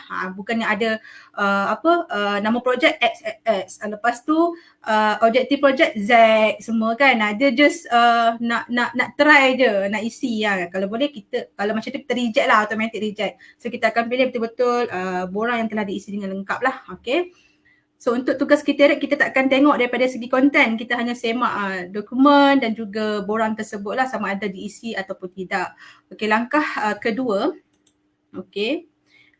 Langkah kedua adalah pre-pitching. Okey, pre-pitching ni selepas kita telah listkan projek yang telah lengkap dokumen, okey, satu email akan diberikan kepada list senarai pemohon projek yang telah berjaya. Kita akan invite untuk sesi pre-pitching. Okay, sesi pre-pitching ni macam kita buat pembentangan lah. Kita akan ada panel juga. Panel tu kita akan divide ikut bidang keutamaan. Kita nak tengok adakah projek yang dihantar itu menempati bidang keutamaan yang telah diberikan. Jelas dia punya outcome dia. Okey, dekat sini kita akan ada panel satu. Okey. Dekat sini dan penilaian adalah secara atas talian. Okey, once dah berjaya, panel di pre-pitching ni akan memberi sure untuk dibawa ke platform seterusnya iaitu penilaian jawatankuasa teknikal. Okey, ini lebih teknikal lah, nama pun teknikal. Dia akan lihat dari segi perincian kewangan, perincian milestone. Dia tengok dari segi bajet lah khususnya. Sebab tu nama dia teknikal, kita nak tengok betul ke bajet dia ni kan. So memang kita bawa expert on the area untuk tengok. Okey, selepas dah dinilai, disyorkan satu email notifikasi kita akan hantar kepada pemohon. Dia akan terima, tahniah anda layak ke jawatankuasa seterusnya. Untuk TRC ni, peserta perlu pitching. Pitching benda yang sama macam kita buat di pre-pitching. Okey, pre-pitching 1 dan TRC ni pemohon perlu present. Okey, untuk langkah seterusnya, TRC dah sure untuk bawa ke SC. SC ni tidak melibatkan pembentangan lagi. SC ni hanya ahlinya adalah daripada MOSTI, daripada YIM sendiri, CEO akan jadi chairman untuk menilai the project itu berdasarkan komen-komen dan ulasan yang diberikan oleh TRC lah, dari segi kewangan, milestone, impact. So dekat situ SC akan sit down untuk pilih 10 untuk makluman KPI untuk first phase ni kita akan pilih 10 sahaja. Okey, 10. Okey, untuk fasa kedua Ogos kita akan pilih lagi 10. So untuk this year kita akan pilih 20 sahaja yang layak. Okey, kita bergantung kepada dana yang diterima lah. Kalau banyak lagi lah projek-projek yang kita akan luluskan. Untuk this year kita hanya bawa 20 projek sahaja. 10 projek untuk first phase. Second phase kita akan select lagi 10 untuk bulan Ogos. Okay. So ini adalah langkah penilaian lah. Okay. Selepas SC dah luluskan 10 projek yang telah berjaya, sekretariat akan panggil semua senarai penerima projek yang berjaya hadir untuk sesi taklimat. Dekat sinilah kita akan explain macam mana sesi pembayaran, nak sign agreement between YIM dan juga pemohon, macam mana kita nak buat documentation supaya semua tu standardized. Okay, kajian impact macam mana nak buat. So dekat sinilah kita akan cerita proses-proses tersebut lah. Okay. Selepas semuanya telah faham, agreement pun telah ditandatangani, okay, dah sign semua, barulah kita akan buat penyaluran dana mengikut tranches yang telah kita maklumkan dalam garis panduan. Dan keseluruhan proses memang agak lama sebab kita nak perincikan satu-satu projek tersebut. Untuk penilaian saja pun dah makan 2 bulan. Okay. Untuk proses keseluruhan 120 hari lah, dan kita jangka Ogos kita dah boleh kickstart kita punya projek MySI ini. Okay, Puan Husniah, saya rasa jelas untuk kita punya proses permohonan, penilaian dan penyaluran dana ini. Mungkin ada soalan daripada audiens mengenai penilaian lagi ke? Okey. Ada lagi berkenaan pre-pitching daripada Haziq Aiman. Macam mana panel boleh menerima? So, mungkin saya rasa detail pre-pitching tu kriteria yang panel yang akan nilai. Macam mana? Okey, format lah, format Ya, betul, format. Okey, terima kasih yang bertanya. Okey, untuk format pitching which is slide. Okey, slide sekretariat akan share the format. Dia dalam 5 ke 7 slide sahaja, very simple slide. Okey, kita nak tahu pasal bajet, kita nak tahu pasal milestone, dia punya teknologi macam mana bentuk kan, macam mana function, and then dia punya impact kiraan dia macam mana, okey. Dan perlu present kepada dua fasa ni, iaitu pre-pitching dan TRC, 10 minit iaitu 7 minit untuk pembentangan, 3 minit untuk Q&A. Okay, present benda yang sama, slide yang sama kita bawa. Cuma panel yang berbeza lah. Macam pre-pitching ni lebih kita nak tengok dari segi bidang keutamaan yang disasarkan. Untuk TRC ni kita nak tengok technical, project technical. Kedua-dua penilaian ni adalah berbeza lah, outcome dia yang kita nak tengok. Okay. Okey, Puan Nia, ada lagi soalan? Saya dah ramai yang bertanya ni. Sorry lah kalau ada soalan-soalan yang terlepas pandang, pihak sekretariat tak sempat nak reply kan. Saya cuba membantulah menjawab soalan tuan-tuan dan puan-puan sebaik yang mungkin. Dan sekiranya kalau tak sempat di platform ini, boleh emailkan ke sekretariat.mysi@yim.my. Dekat situ sekretariat kita akan berusaha juga reply secepat yang mungkin pertanyaan dan kemusykilan lah yang timbul oleh pemohon projek. Okey. Ada pemohon yang bertanya, bilakah tarikh sesuai untuk kita mulakan projek untuk diletakkan di dalam milestone? Okey. Tarikh. Mungkin Tarikh tadi. yang ya. Mungkin dia baru masuk kot. Okey, tak apa, saya dah katakan tadi awal kan. Kita jangka projek ni kita start pada bulan Ogos. So dalam borang permohonan tu boleh letak dulu 1 Ogos 2021. Dan tarikh akhir adalah setahun selepas itulah, 31 Julai 2022. So tempoh dia setahun. Ataupun mungkin projek dia 6 bulan je, dia rasa memang boleh complete within 6 months.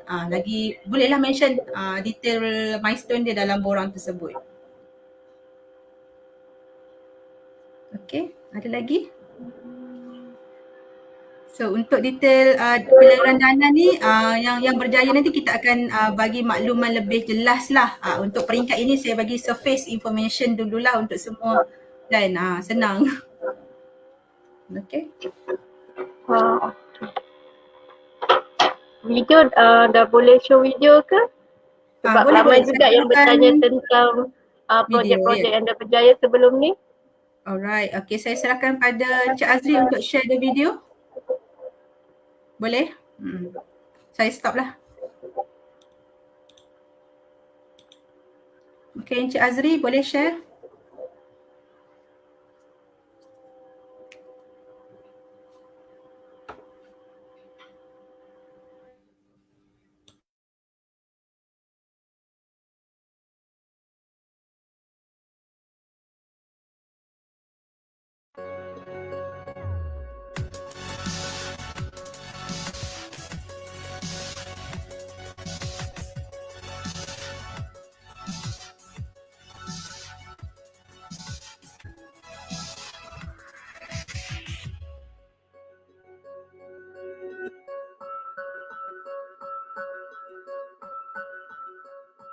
Di awal tahun 2016, Malaysia telah digemparkan dengan isu yang hangat di media elektronik dan media cetak berkaitan mahasiswa yang menghadapi masalah kewangan dan tidak cukup wang untuk menampung perbelanjaan di kampus.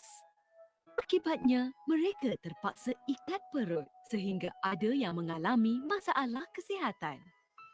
Perniagaan berasaskan pertanian adalah salah satu cadangan penyelesaian bagi mengatasi masalah ini.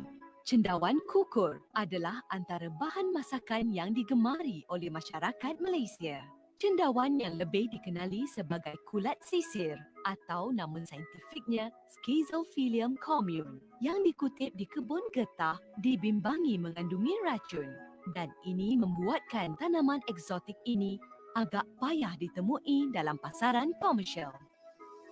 Projek MSI yang dilaksanakan oleh MTDC dengan kerjasama UUM ini iaitu satu projek tanaman cultivation of mushroom, cendawan ukur, is suatu yang berjaya, satu yang di antara projek MSI yang berjaya dari segi bukan saja dari segi komersialan tetapi dari segi merakyatkan teknologi ini.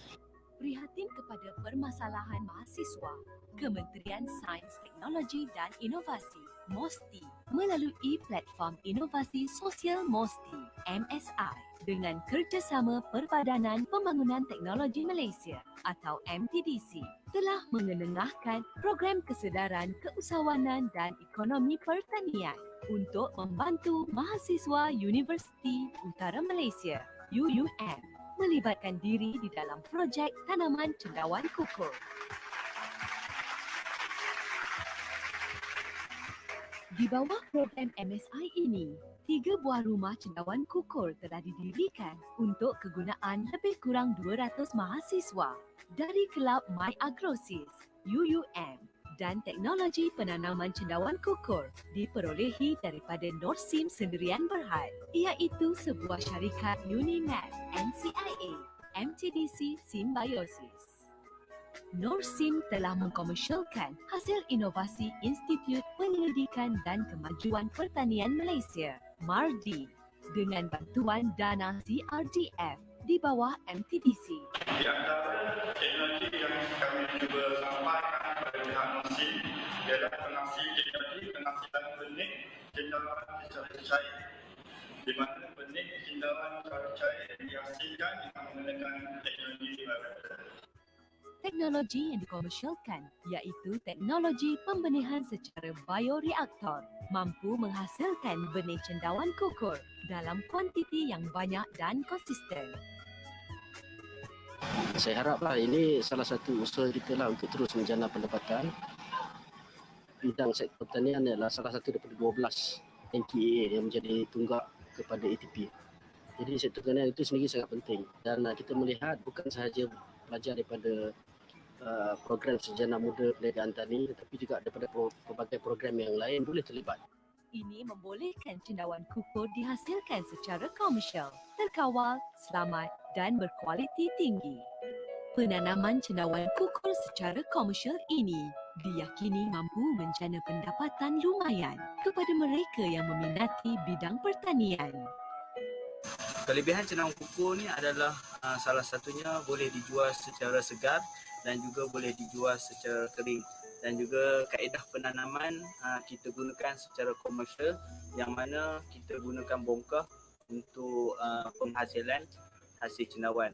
Kebiasaannya cendawan ni ditanam secara semula jadi ataupun di hutan. Jadi kita gunakan kaedah komersial ni untuk menjana dan juga mempercepatkan proses penanaman dan penghasilan tanaman cendawan kukur.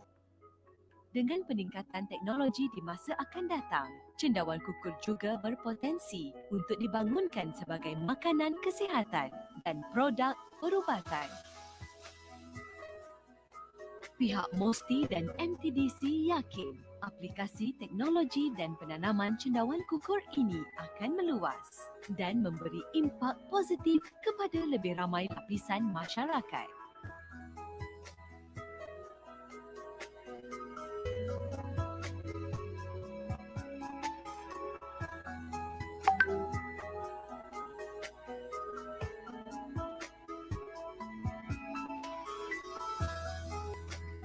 Okay, thank you Azri. Mungkin kita boleh share lagi satu video sebelum kita end this session today. Dah pukul 12, so kita boleh share lagi lah video. Okay, lagi satu.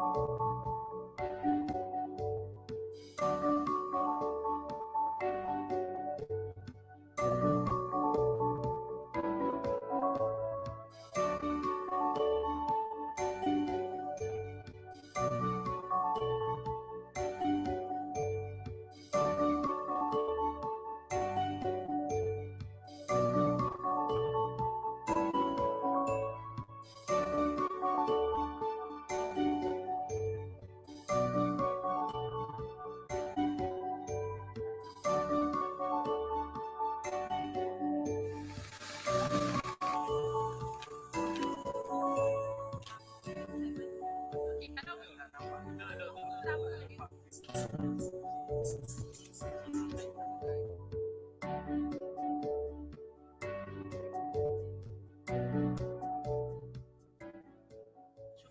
kami sebagai warga penduduk Kampung Sagil ni memang bertuah yang mana pengurusi BPKS kita Datuk Mat Ismail bin Hamdan selaku pengurusi PDM Sagil dan juga YB Datuk Amin bin Samuri sebagai YB Parlimen dan kita menempatkan Kampung Sagil ni sebagai satu tempat yang mentor untuk di ledang Malaysia. Itu. Jadi memang amat bersyukur untuk mendapatkan tambah pendapatan ekonomi orang kampung. Bukan sahaja 10 mentor yang ada, tapi akan lebih ramai lagi yang akan menyertai penanaman Sajid Fatimah.